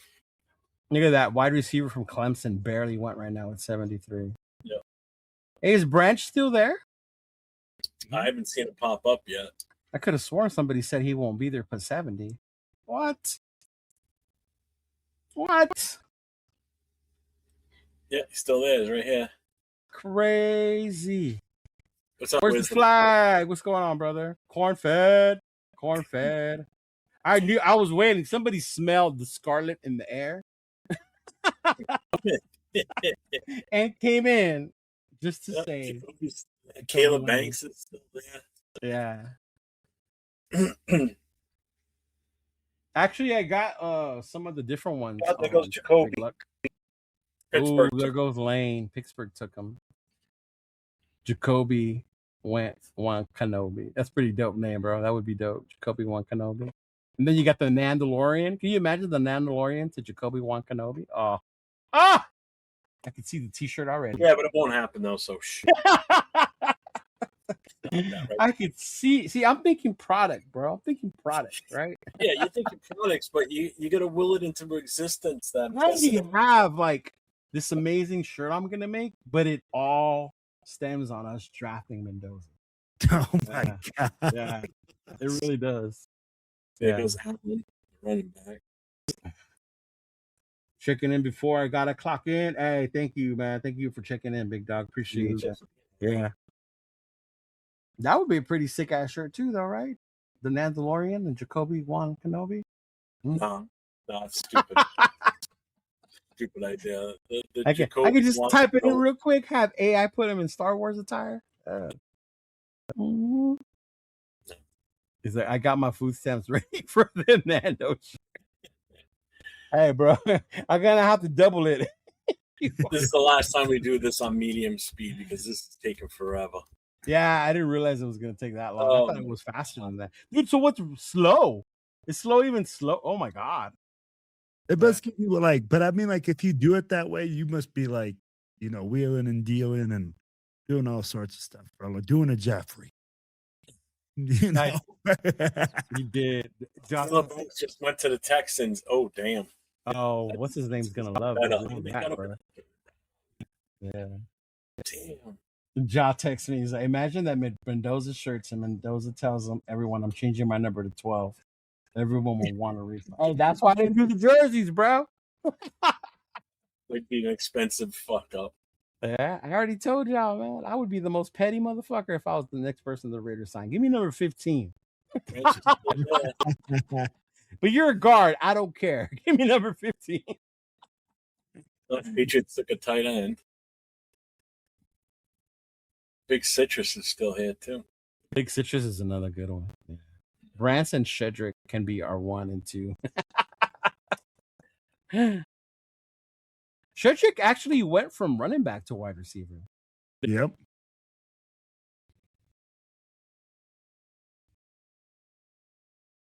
Yeah, Jaw, that would be funny. Uh-huh. Oh my God! I saw LeBron James fans go crazy. They wasted $150 after he changes. Yeah, to 6. Idiot. I do remember that when he went to number 6. Yeah. Mm-hmm. Well, it's like when Kobe went from 8 I to see 24. Kobe changed, but didn't he? He went from 24 to 8, or vice versa. Didn't Yeah. Michael Jordan did the same thing too? He changed his number at one point. He did the year he came back. He used 45. Yeah. And then they lost that game to Orlando. Then the next year, he went back to 23. Because remember, the story goes that guy told him 45 ain't 23. Yeah. And then the next game came out with 23, started getting fined. Be like an hour before we get to What's up, Brian? How you doing, bro? Trade up. How you doing? that. Big luck. No, don't be trading. Who you gonna trade up for? Unless there's somebody you really want. Blood clock, that's a good one too, by the way. Of the safety. Yeah, TCU. 8 to 24. That's what it was. Big luck. Thank you. That Bryce Lance kid, I heard pretty good things. I'm like, how much? North Dakota State. You want one of those? What is it? FCS kids? FCS Division I players. Depending on what he can do, I don't. Is he a kicker? Yeah, like Miller talking a lot. Didn't we have a touchdown Tommy and Cam Miller? Branch might make it. Branch might actually make it to 102. That's crazy. He's still there at 70? Wow. Bro, he's still there at 90. 40 picks later, and he's still there. I'm not. I told from what I've been seeing, most people say he's a late 3rd rounder. That would be late 3rd round. Mm-hmm. Yeah. We're getting there. Getting there. How many picks has he had already? Huh? How many picks has he had already? Well, 4. 4 or 5. Look, I think it's 5. No, look at it again. So I mean, check it out. Like this value-wise, right? Not to say this is better than having Mendoza. I don't want to start that argument. But this is what it goes into the value-wise, right? Yep. Because if you don't trade away from the number 1, at this point, you're only getting 3 players. 4. Yep. Right? Yeah. Mm-hmm. And you're going to end up with 5 after the first 3 rounds. Yeah. All right. So you got Reese, McDonald, Simpson, Dunker, and Cronauer. That's 5. You're going to end up with 6. So you got your edge. You got your defensive tackle that we needed, the nose. You got max help. Yeah. We got the quarterback. We got the offensive guard. We got the offensive tackle. Yeah. Now looking for an offensive playmaker. Yep. Brian Parker. Offensive center, the center out of Duke. Okay. True. There goes another tackle. Still there. Surratt's there too. I would take Branch over the Surratt though. Why? Curious. Because we don't need Indiana players now. the Indiana player aside, obviously he was a big target for Fernando. We're not drafting Fernando, so. No. What's up, Mike G? There went Branch at 95. Damn it, to the Patriots of all fucking teams. Patriots. Motherfuckers. Yeah. All right, so let's look at the wide receivers then. See what else is there. Right. Michael Guerrero, what's up, brother? Just pray, baby. Just pray. Yes, sir. Salute. Not on this draft board, but yes. Uh-huh. I bought a 6 Braun jersey the offseason before he changed it back. Damn it, 7 picks away and we could have got him. Fuck. Yeah. Damn it, Willie, you're supposed to move up. He said, nah, I'm not moving up no more, remember? Yeah. Yeah, I was going to see if he falls. I'm like, if it is what it is. Patriots said, okay, Jeff, we got you. We going to take Branch. We'll start looking at what receivers are left or who. That's what I'm doing right now. Big Will. Yeah. I see Surratt's there. So this is what's here. Surratt, Malachi Fields. Malachi Fields would be a reach in the third, though. Thompson, Kendrick Law, Malik Benson, Malachi Fields. I would love Malachi Coleman. Fields. Mm-hmm. Stribling, I've heard a lot of good things about him lately. I've heard a lot of people hyping him. I'm not gonna go that. No, go up. We might have to go with Surratt. Ew. Ugh. Hold on here. We really sticking to position, huh? Mississippi. You want to look at running backs? See, this is what happens when you draft by need, people. Not bad. Yeah. Go running back. You got Claiborne, Black, McGowan, MB. You know what? Who's in the corner room? Oh, now we're talking. Now we're talking. Now we're talking, Will. See, how that goes. Big Citrus just went. Romello Height just went too. 99, 100. Who you got in the corner? Switch over. All right, our picks up next. I know, right, Mike Fields? You want corner? Right? Imagine passing on Mendoza and then taking his receiver. That would be diabolical. Yeah. That would be funny. Here's your corners. Takario Davis from Washington. Massis, I've heard good things about from Cal. Do you want to look at safeties too? Yeah, look at safeties too. Yeah, you have to. I mean, like linebackers as well. Linebackers too. Ooh, Wheatley. Wheatley's a good one, bro. You look at linebacker as well. Yep. Where's Nate? Nate, how do you feel about Wheatley? Mm-hmm. What's up, Butterbean? Where's our Butterbean? scout? I need our scout's opinion. Where's my Gruden? Where's my Gruden? Next pick is 117 after this. So, I mean, Kyle Lewis from Pitt may still be there. If your next pick is 117 after this, you might be able to get Malachi at 117. So if you want to go corner or safety or linebacker, you can do it. I like the safety out of Penn State. Mm-hmm. I'm phoning a friend. Where's fucking Nate? Nate, I need your evaluation ASAP. So let's go. Michael says safety. Mm-hmm. Let me. Can you click on his measurables? For who? Wheatley? Yeah. Right. I was thinking the same thing. Today was the first day I heard Brian Stark talk. At least when I'll be rated. Nate said Wheatley is a good player. Knock on wood if you're with me. Curious too. All right. Let's do it. To the draft room in the league looks like, right? Yeah. 6 foot. Wow, you're tall. Is he the one that had the Cam Chancellor comparison? Doesn't say. No, it doesn't give me that option. It doesn't give me a comparison. LV says, boom. Butterbean keeps saying Davis. I like Davis. He's got good range and should be able to immediately play for us. Yeah. Mm-hmm. Yeah, let's do it. Let's get the safety Wheatley. All right. Josh says safety.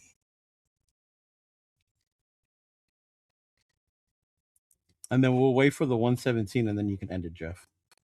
Okay. Because if not, we'll be here till game 7. We'll be here till round 1 starts next week. We'll be here till game 7 when the Dodgers win the World Series again by then. So this is the big. No, that's not it. That's not the big board. Yeah. No, it's not. Yeah, go to the big board. Yeah, trust me, I've clicked on it. I'm just waiting for it to load. Surratt's still there. Lagging so bad. I'm surprised the Jets haven't taken Surratt. Don't you know you're supposed to take all of his Indiana players with him if you take Mendoza? Yeah, right. Brennan Thompson, the kid out of Mississippi State. I mean, in all honesty, in all reality, if we take Mendoza, we don't need to pick anybody else the rest of the draft. Why do we need anything else? Remember. Who won? Between the Chicago and New Orleans, who won?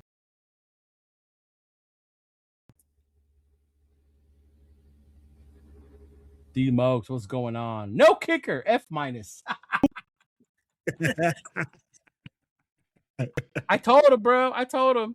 If he wanted his next Janikowski, he didn't listen. Hey, I'm waiting till the 7th round, bro. Jonathan Taylor, what's going on, brother? Raider Nation is awesome. New Orleans, what's going on, brother? New Orleans won. Thank you. Thank you. Mm-hmm. Logan Taylor. Okay. Jacob Barton. Yeah, I was supposed to be on the Right? I've never had to take this long. None of those safeties are third round worthy. I believe we're in the 4th round there, buddy. So, yeah. We're in the 4th. Maybe his internet's lagging. Maybe. Obviously, that's for damn sure. Right. Obviously, ours is. Yeah. Tell Don to stop watching porn while you're live, bro. Come on now. I've been asleep for the last 2 hours already. Oh, Jock says Eric Rivers too would be a steal. Yeah. And this would be day 3. Oh, slowly getting there. Almost. Kyle Lewis had a pick. Takario Davis. Fuck Surratt. Take Thompson. You want a corner, in all honesty? Massis is still here, and so is Takario Davis. Now I was going to say Takario Davis is there, so is Massis. Yeah. If they Malachi should still be there by 117, right?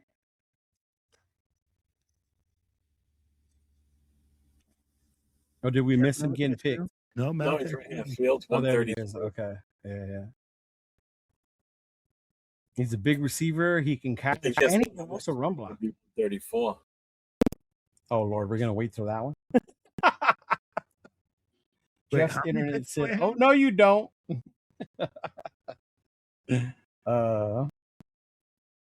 Wait, what round is this again? 4th? 4. We're in 4.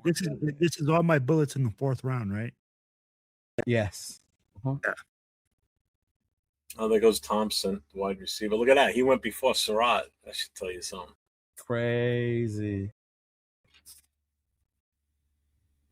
Will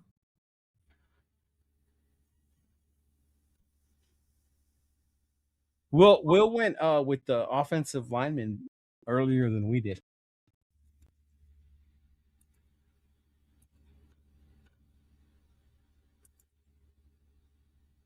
Will definitely is looking to help our QB and our run game. And the defense. Yeah. Dude, would you add it to the defense? Is nasty work, big dog. Well, I'm seeing here, and I'm trying to see who would fit better for Alanza. You're 5 picks away. Receiver anymore, man. I'm looking. Oh, did they already draft Takario? Oh, yeah, the fucking Broncos. For corner, yeah. I'm not shocked at that, to be honest with you. Page. What is that shit, aging one? What green shit they're drinking? I don't know. I can't even click on it to close it out. Nah, don't. All kinds of shit's gonna pop up. Oh, I thought you were going to click on it. Like, no. No, I couldn't. It was off my screen. Okay. Oh my God. Desmond Claiborne out of Wake Forest. What running backs are left, Jeff? Oh, for the love of God, you're really gonna have me go there? I mean, we have 3 picks to wait. Well, Will makes his decision. It's gonna take all 3 picks before it loads up. Did you say the weather was a little crazy? Yeah. Yeah. Oh, think about it. In all honesty, if you look at the team needs, you filled every need except for wide receiver right now. Julian Neal was another cornerback that there goes Massis went to Baltimore. Fuckers. Oh, Julian Neal, Butterbean. I've heard Julian Neal. Here's your running backs. Claiborne from Wake Forest. Keelan Black. McGowan, Singleton, Hemby. Remember, we said no Indiana players. Yeah. Here's the guy you guys took the other day. Where is he? Moss. Oh, wait, did he go? Oh, there he is, right here. Le'Veon Moss. Yeah, we took him later. You're up now, Will. All right, Wilfredo. What do we got? Selection of the Let's day. see here. What do we got on the big board? The big board. Big board.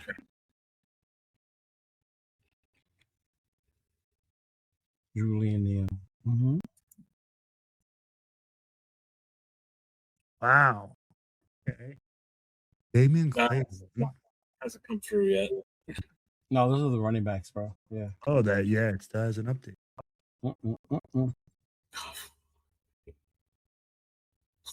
This is horrible. Hey, was LV Gear there at the event? Did he go? No, he wasn't, man. Like, I didn't see him there. There you go. There we go. Here's your big board. This is what's available. We don't need running backs. We need a wide receiver. So your options are Surratt, Kendrick Law. I mean, you can take any wide receiver you want. Doesn't matter. So we still need a corner if possible, but a wide receiver is definite, I think. Mm-hmm. Yeah, and honestly, Garrett Nussmeier. Malachi Fields is here still. Malachi. No, we got storms going on right now, so I think it's fucking up with everything.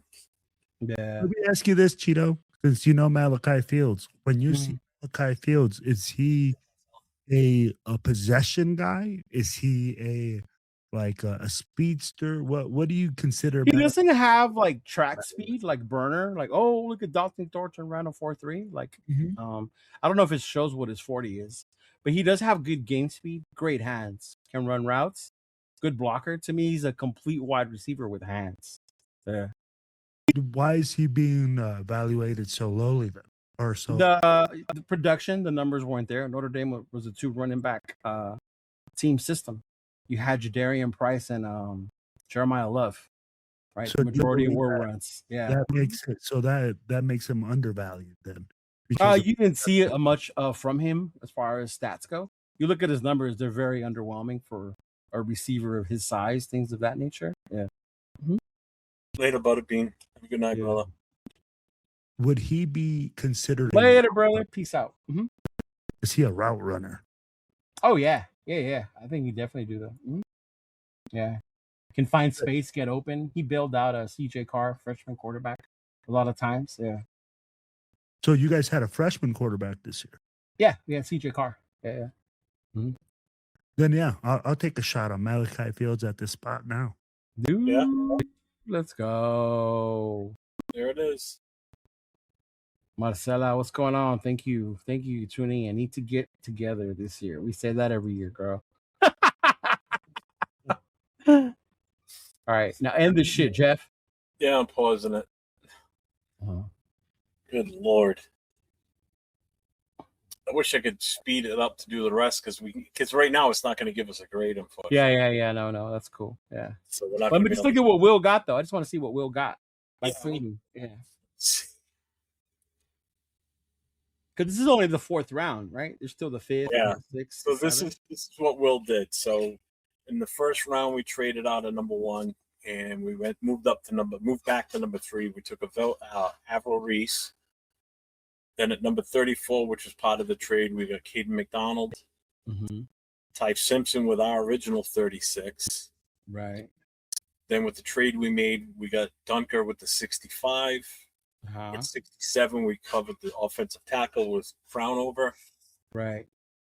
102, we took the safety Wheatley from Penn State. And with the 117, we took with the 117, fucking scroll by. We took Malachi Fields.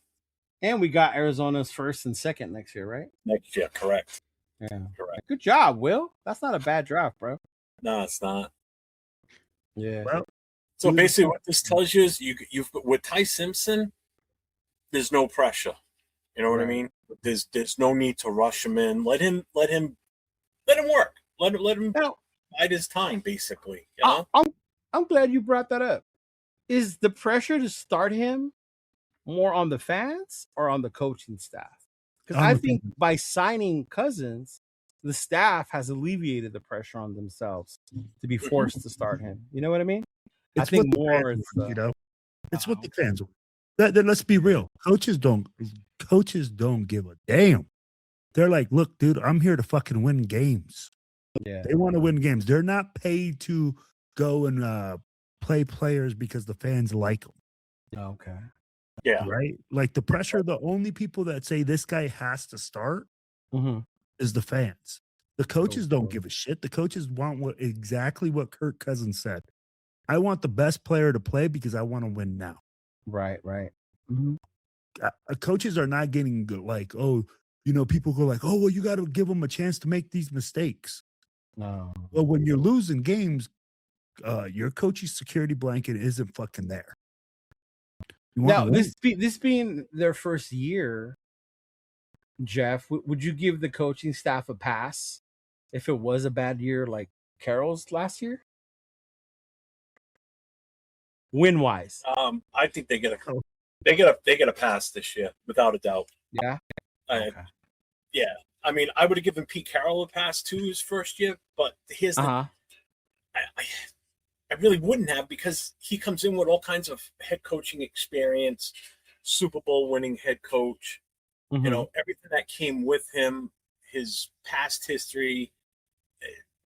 Things The were pedigree. should have been different last year. You expected more based on the pedigree that he was coming in with.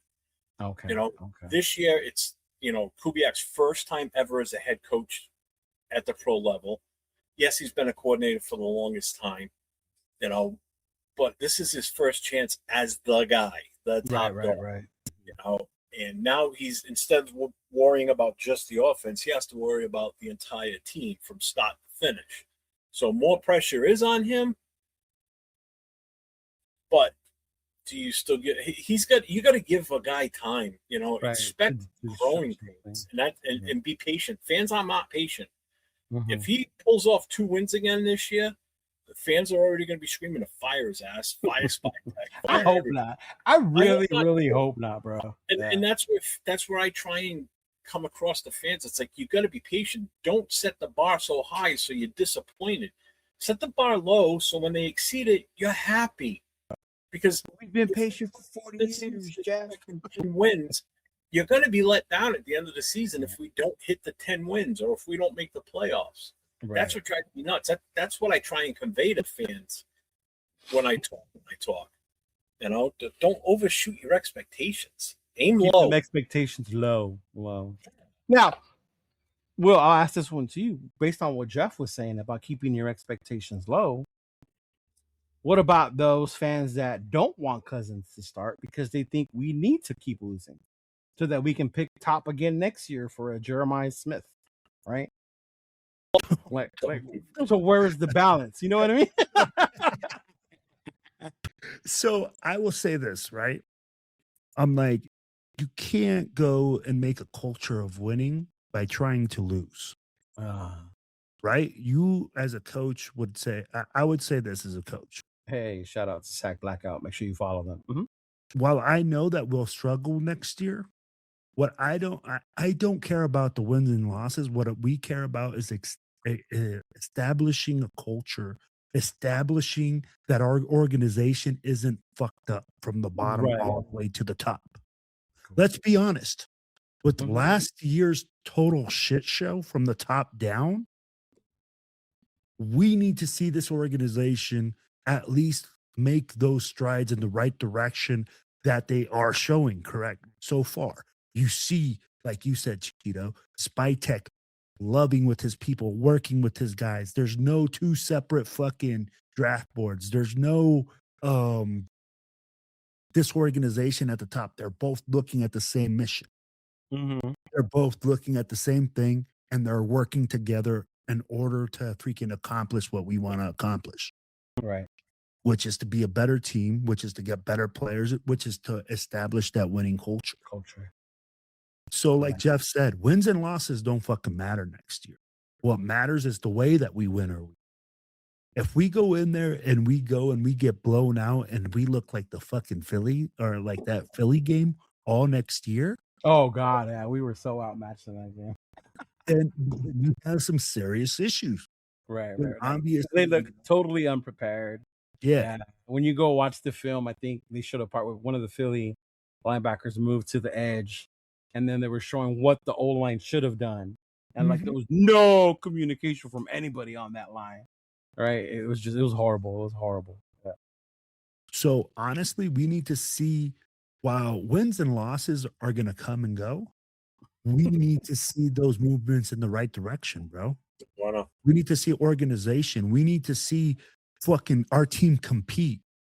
Right. Like you said, Cheeto, you went to Houston last year. We didn't even feel bad that we lost. No, we did not. No, we did not. Bro, we were like, hey, man, we freaking lost. Well, it was a good fucking game. Yeah. We can live with that. It's true. And I think next year, if we get a lot of those games, then we're in the right direction, bro. What'd you say, Jeff? Glad you guys get to see a good game and you didn't have to freeze your ass off. Bro, trust me. I didn't freeze my ass off, but I was at the game in New Orleans when we didn't get past the 50-yard line. Yeah. I was at that one, big dog. If it was raining, snowing, whatever, you were good. You know, that was a horrible. That was my worst experience going to a game ever, weather-wise. Actually, weather-wise in the team. You know. Let me ask you this, guys, both of you guys, because we're both Raiders fans, and I know that all of us are Raiders fans, and all of us see this Mendoza talk, right? Huh? Yeah. Oh, sorry. I thought Jeff was saying something, but he froze up on my side. No, there was only one player that started all 17 games on that line. Yeah. So let's talk about this, right? If Mendoza was to realistically come, how much does one player affect the win and loss column? I think it does if it's the right guy. Don't get me wrong. Like, I hear what you're saying. It's still a team game. But if you have that one player who can elevate or take the system or the team to the next level, those guys can do it. The prime example, as much as I hate him, is Mahomes. Right? They were mid. They were chilling. They were chill with Alex Smith. They were going to be what they were going to be. When Mahomes got in there, it was like, holy shit. And that one player elevated that team. Mind you, the core of that team was built already. Already there. That's the difference, right? When you look at our team, is our core built? No, we don't even know what we are. That's how we keep saying, be patient. So, are we a running team? Are we a Kubiak system? He's gonna figure out how to get people open team. Are we a defensive team this year, right? Are we gonna fucking be this crazy animal defensive team? Yeah. It says Philly. Bad when you guys Philly against my Cleveland Browns. Thoughts on how many games rookie versus Kirk starts next year? Kirk has to start, right? I'll take the first one on this one, Ernie. But your last part of the question, I think he doesn't have to start. I think if they stick true to what they say, whoever's playing the best will be the one to start. I mean, we saw it the year with Schaub and Carr. Obviously, Carr was playing way better than Schaub, so everyone was for Carr starting. If we go into this preseason, not just training camp, right? Oh, Hondo said this kid looks amazing in shorts and shirts. No. If we see it, right, on the field, like the throws, the plays, the ability, Kirk looks like he's sluggish and Nando's out there, boom, then you got to go with the guy who's playing better, in my opinion. That's what I think. Yeah. Well, we're going to have Fernando on the team in the first place. So. Well, I mean, yeah. But based on his question. Go ahead, Will. I'm right there with you, Cheetah. Honestly, I'm like, bro, at the end of the day, it's not about bro, we're paying fucking Kirk Cousins $11.3 million. We're paying a 1.3 or 1.3 and the guaranteed of 10, right? Right, which doesn't count against the cap. Doesn't count against, but I'd be change to Mark Davis. But like, I'm just saying 11.3, just like it's chump change for what we're doing. So regardless, it doesn't mean that Kurt has to start. No. But what you're doing is making that room more competitive. Yeah. You're not just handing fucking Fernando Mendoza the keys and saying, oh, guess what? You're a rookie quarterback. We're going to start you. We're going to put you out there and get pounded. And you're not even ready. Well, it's also it's taking the pressure off of the rookie himself. It's taking the pressure off the whole offensive side of the ball and the coaches, because there's no pressure to push him out there right away. You know, if we didn't have Kirk Cousins, then all bets are off. Now it's who's the better in training camp. That's what changed when we signed Cousins. And that's just what Kirk Cousins gives us this season, is that flexibility, that comfort level, the ability to kind of take our time. You know, the team to take their time and not rush the kid out there. Wait till he's definitely shows that he can go out there and lead the team. You know, and win and not look like, you know, not get killed either. That's why I said, let Cousins be the punching bag until we know what this offensive line looks like. Because as of right now, offensive line is still based on last year. I don't care. Even with Linderbaum here, because you have no clue what they look like yet. Nobody. Even with Dennison, even with the coaches we have with the center, it's a new blocking scheme. The Raiders have a horrible history of zone blocking in our franchise history for some reason. Right? That's the other part of it too. They're gonna have to learn. Yeah. And you know what? I saw a comment here that said, only the best players can overcome coaching. There's no fucking team that can overcome bad coaching. Tell me what team has won the Super Bowl where you go like, oh, that was shitty coaching. I know a team that made it with a shitty coach, but they didn't win. No, I mean, like that won the Super Bowl with shitty coaching. Who are you talking about? You know, who am I talking about, Jeff? Bill Callahan. Fuck Bill Callahan. Right? Even that mighty Raider team couldn't overcome bad coaching that game. I wish he would have had a meltdown the night before the game, and Gannon would have just run the offense at that point. Let him do it from the field, because you know he would have been changing shit out there. Right. Yeah. He said, I've never heard anyone in the chat you're missing the chat, because I see it all the time. Why keep preaching? Why? Maybe you're not seeing it here, but it's get preached on other shows, other things. It's a thing. Maybe not in your universe, but we've definitely seen it say that. It's out there. Yeah. There's a reason they call him the savior. Yes. Oh my God. Yeah. Well, yeah. Hey, Will, good job, bro, on your draft. We should have left it at fast so you could have finished the thing. But I think you did really good on a trade back. And showing how value means when we're talking about trade back and value, as opposed to we just don't like them, so move back. Right? You got value out of those picks. Yeah. Not only did he get value, if you look at what he did with what he picked, you changed the identity of this team with those players, to be honest with you. You really did. Right. You know, you added extreme starting depth to that defense between the edge rusher, who could probably come in and be an immediate starter right away. You can kiss Tyree goodbye. You won't see Kuntz as much, more than likely. And Snowden would. Those two guys are going to be rotational at best at that point. If Bailey works out, Reese works out as good as he should, you know, and then you followed up with the safety. Right. You know, I mean, you can't go wrong with that one either. You know. Well, like I'll tell you guys this, right? Jeff has brought up Max Crosby being traded and Max Crosby leaving, right? And that has me thinking, Max Crosby only has 3-4 years left.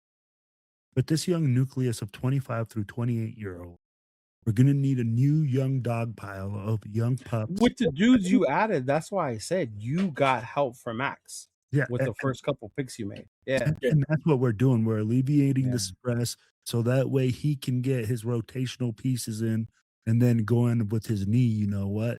You don't have to be in every play. I got another pass rusher to throw in there to alleviate this stress so that way you can do your thing. At the end of the day, guys, like I said, this team, man, needs so many things.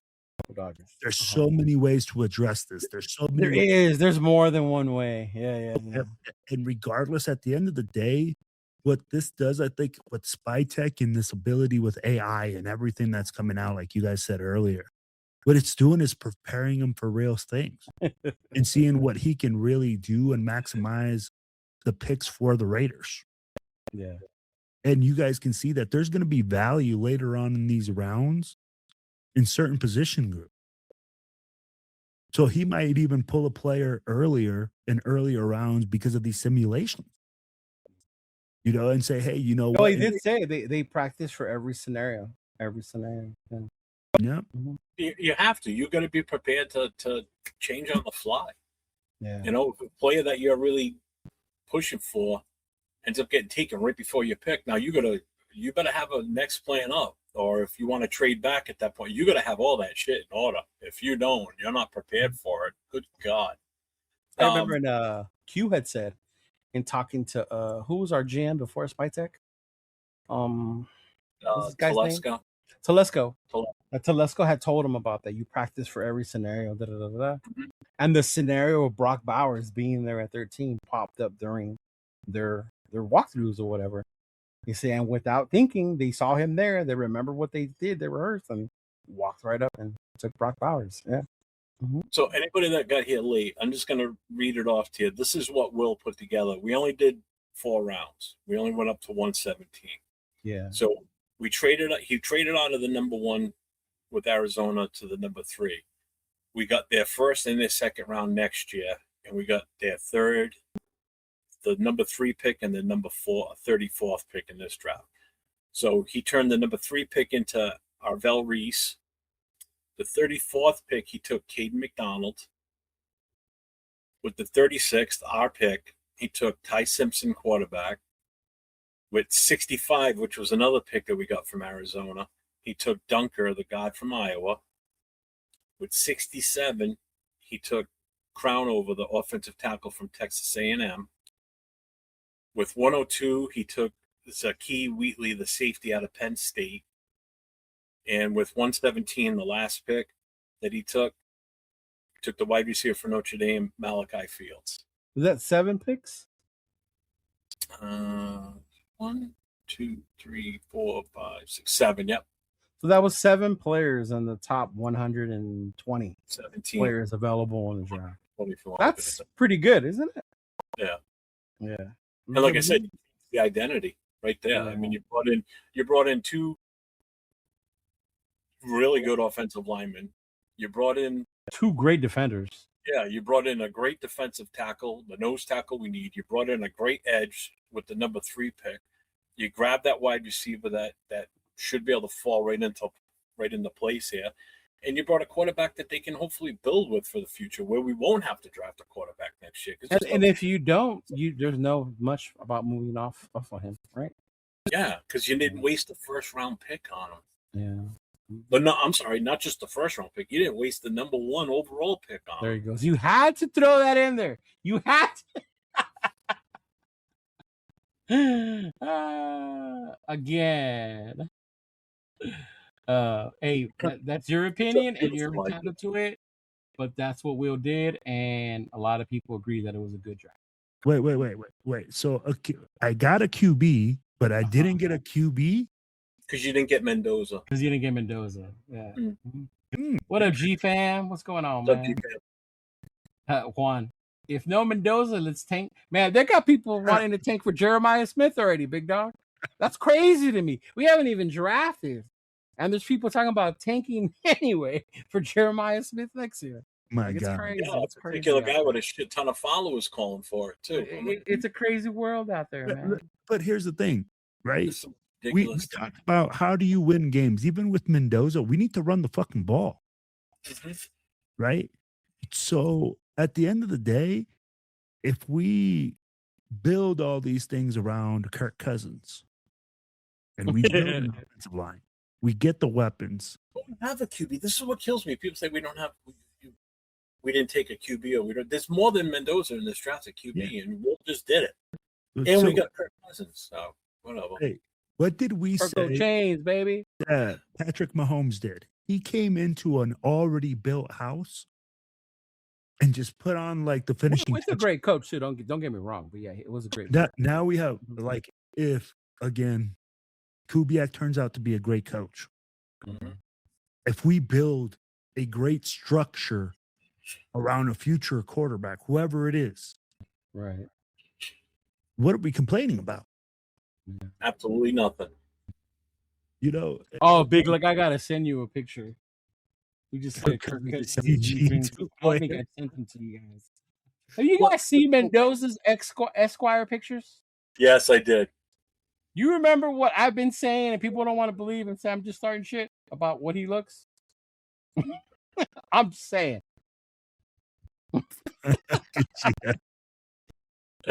But yeah. Oh, bro. But anyway, Will, good job, brother. I'm glad you had fun. I wanted to get you to do a mock draft. We haven't done one with you, so that's why I told Jeff it'd be a good idea. Yeah, because when we started doing this show last year, it was already after the draft. So it was already after the draft. Yeah. No, and like I said, man, I'm like, there's so many ways to address it. Whether you do a draft or whatever, everybody's gonna have their opinion because this team's just that bad. We're the first pick in the draft for a reason, bro. Yeah, so whoever we select, fuck, it's gonna start somewhere. Yeah. How were those 4 Super Bowl losses in a row? Right. And don't get me wrong, I wish we were in it every year and then we're just choking the end too. But at some point, it's like you got to get over the hump. Yeah. Hey, he said glad to meet you. He was really glad to meet you. This it was fun. Big luck, man. It was awesome. Where is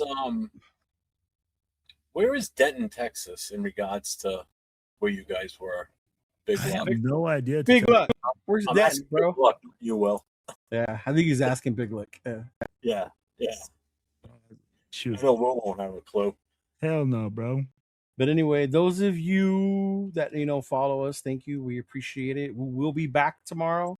Me and Jeff will be here with the boys. We will be back on with Nate, LV Raider 10, and of course our boy Jay Raider will be on tomorrow with the Connection Show. Yeah, it'll be fun. Mm-hmm. Yes, sir. Right. Well, what else you got going on this week? Yeah, man. So I'll be doing live on Thursday night, Silver and Black Radio podcast. We'll be joining with the crew, just shooting. You know what? Hold on, Will, real quick. Hold on. Yeah. The disrespect of some followers, right? Just because we have our own thoughts, they think that they're mightier and higher than everyone else. Like, what in someone's mind who has no ties or works for an NFL team makes them think that their opinion is worth more than anybody else's, right? To me, opinions are all like assholes, right? We all have one, and some stink more than others, big dog. So I'm just saying, pretty disconcerting of you to think that your opinion will prevail more because, they're the ones that count.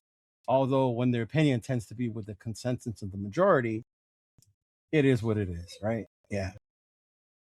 Go ahead, Will. I'm sorry. Well, hey, Thursday night, I'll be doing the Silver and Black Radio podcast. We'll be doing it live, man. We're going live at 7 p.m. Pacific time. Then I'm doing a new show with an international football show with my former players, and I'm bringing guys on. We're calling it the Will and Vinny, or the Vinny and Will show. Vinny? Yeah, Vinny is a former player of mine that lives in Belgium. Oh, okay. He's played all over the world. So we are bringing in guys from that have played in Belgium and playing in the Netherlands, playing all overseas. So that way we can give people an inside look at what it is to play football overseas, the commitment and everything like that. So people can get a view of football worldwide, not just here locally, So we're starting that project, and we'll be releasing new projects every Friday. Right. Is gravity higher on that side or something? Or what's that? Higher? Is gravity different over there? What's the difference in football over there versus football? Well, I mean, think of it this way, Jeff. I'll break it to you the way I understand what he's saying. In a country where American football is not the main sport, access to playing, to training is different. That's why, like here with what we call soccer, right? It's different. Over in Europe, the access to training, the ability to build up with the club is more accessible than Absolutely. It is in the US. Yeah. Infrastructure. I mean, like when you go, you really have to pay attention because you got to pay attention to your contracts that you sign because of the way that they're structured. I'd be like, everything like that is a lot different. When I go overseas, man, I have to make sure that everything's written into my contract. You have to verify that your passports and everything like that are good on your end, because there's a lot of stuff that people do, bro. And there's a lot of J. Cole ended up only playing one game in Japan or China, wherever he was. There was an issue with his passport. He thought he was going to be there to play 3 games, and he was only there. He couldn't get the extension done, all that shit. He had to come back after 1 game. Yeah. That's crazy. Yeah, man, there's more to it. And then when you get Division 1 players playing with, your neighborhood barber, kind of stuff. No, that's only the toilet water, bro. That's only the toilet water. So, Will, you're our own Ted Lasso here, then. Oh my God, not Ted Lasso. Ted Lasso. I love that show, man. I never subscribed to Apple TV, but when Ted Lasso was on, bro, I loved watching that shit. I'm glad my daughter had hit Apple TV, so I was like, "This is great." Watching this shit, I binge watched it. I love it. Oh my God, hold on. What's Ted Lasso, man? I'm after. Hold on. For somebody who complains about being disrespected, you sure as hell love calling people out of their names, bro. I not once called you anything out of your name other than money check. But you love to play the victim, but it's cool. I'm just letting you know you want to continue. We appreciate your questions, your comments, your opinions, but don't be disrespectful. I'm not disrespectful. Don't be disrespectful. All right?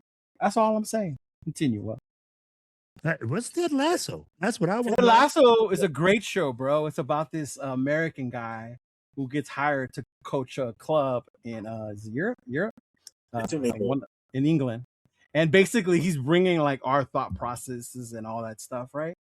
And it's just that's exactly how it is. I mean, like, and I was. Ted Lasso's hilarious, though. Just letting you know. Well, here's the thing with Ted Lasso. Here in the United States, he's a football coach. When he goes over there, he's a football coach, but he's coaching soccer, a sport that he's never coached before. No. They bring him over because of how well he did as the coach here in the United States. Yeah. But they were kind of bringing him over to hopefully do shitty, around and just turn the team around, and they were just awesome. It's a great show. Right. It's a great show, bro. It's fucking hilarious. He even brings his assistant with him, who's even funnier too, bro. Yeah, you gotta watch it. It's a good show. Yeah. I'm gonna say something like you have to have a passion, bro, when you go overseas, because you don't get paid as much as like everybody expects. So I'm like, the passion has to be there, and the culture is cool, man. I'm like, seeing the world, man. What a fucking blessing, bro. I'm like, at the end of the day, bro, like I can't complain. But it's definitely cool. I like that because we're bringing different things. I mean, like, and when we talk football here in the United States, we talk about everything, how it happens here. It's 100% opposite over there. So, yeah, man, I'm like, I hope you guys are able to watch the show. We release every Friday. We bring on coaches, we bring on players, all sorts of stuff, bro. Okay, that'll be dope. That'll be cool. Different. I was waiting for that. I said, right, if you disrespect, you're going to be put in time out. I wasn't touching. I was going to let you do it. You cannot come up here and complain about disrespecting when you're the one disrespecting people. Well, here's the thing.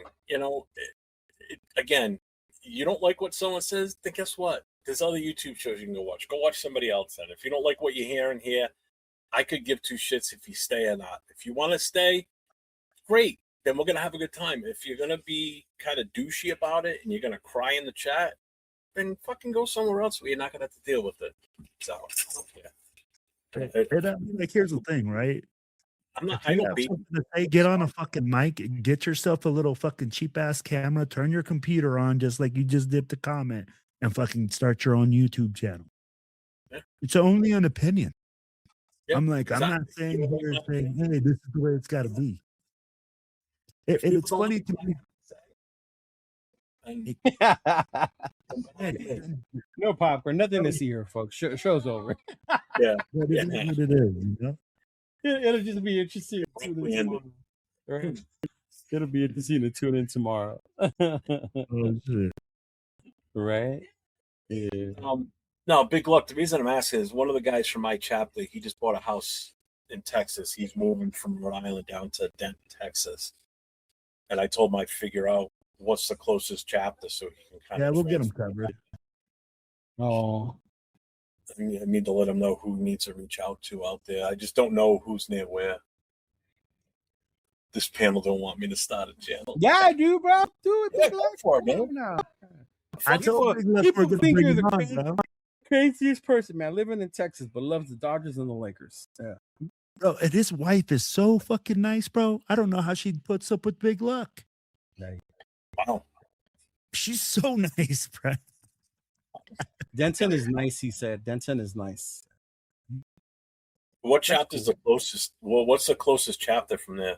Big Luck. He had said it was close to north of Arlington, he said? He said Arlington. I don't know the chapters over there without looking. Well, I figure Will would know. Mr. There's TBA. so many chapters in Texas. It's crazy. That's why. And I don't want to give him the wrong one.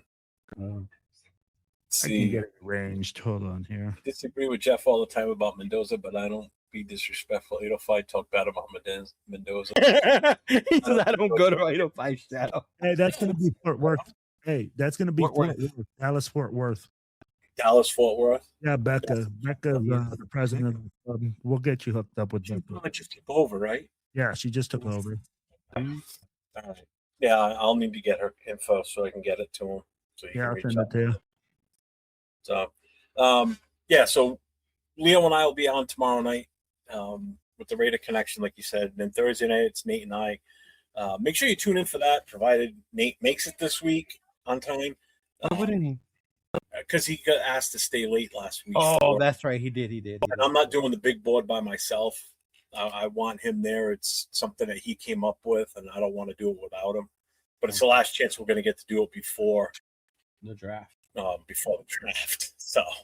So we are going to do a big board. We're going to go up to the 36. So we're going to do the top 36. We're going to rank them by skill level position, a true ranking. Not going to rank them based on what the Raiders need. We're going to rank it as number one. It will be. I guarantee it. Probably. Mendoza won't be number one because he's whatever. That's what anyone.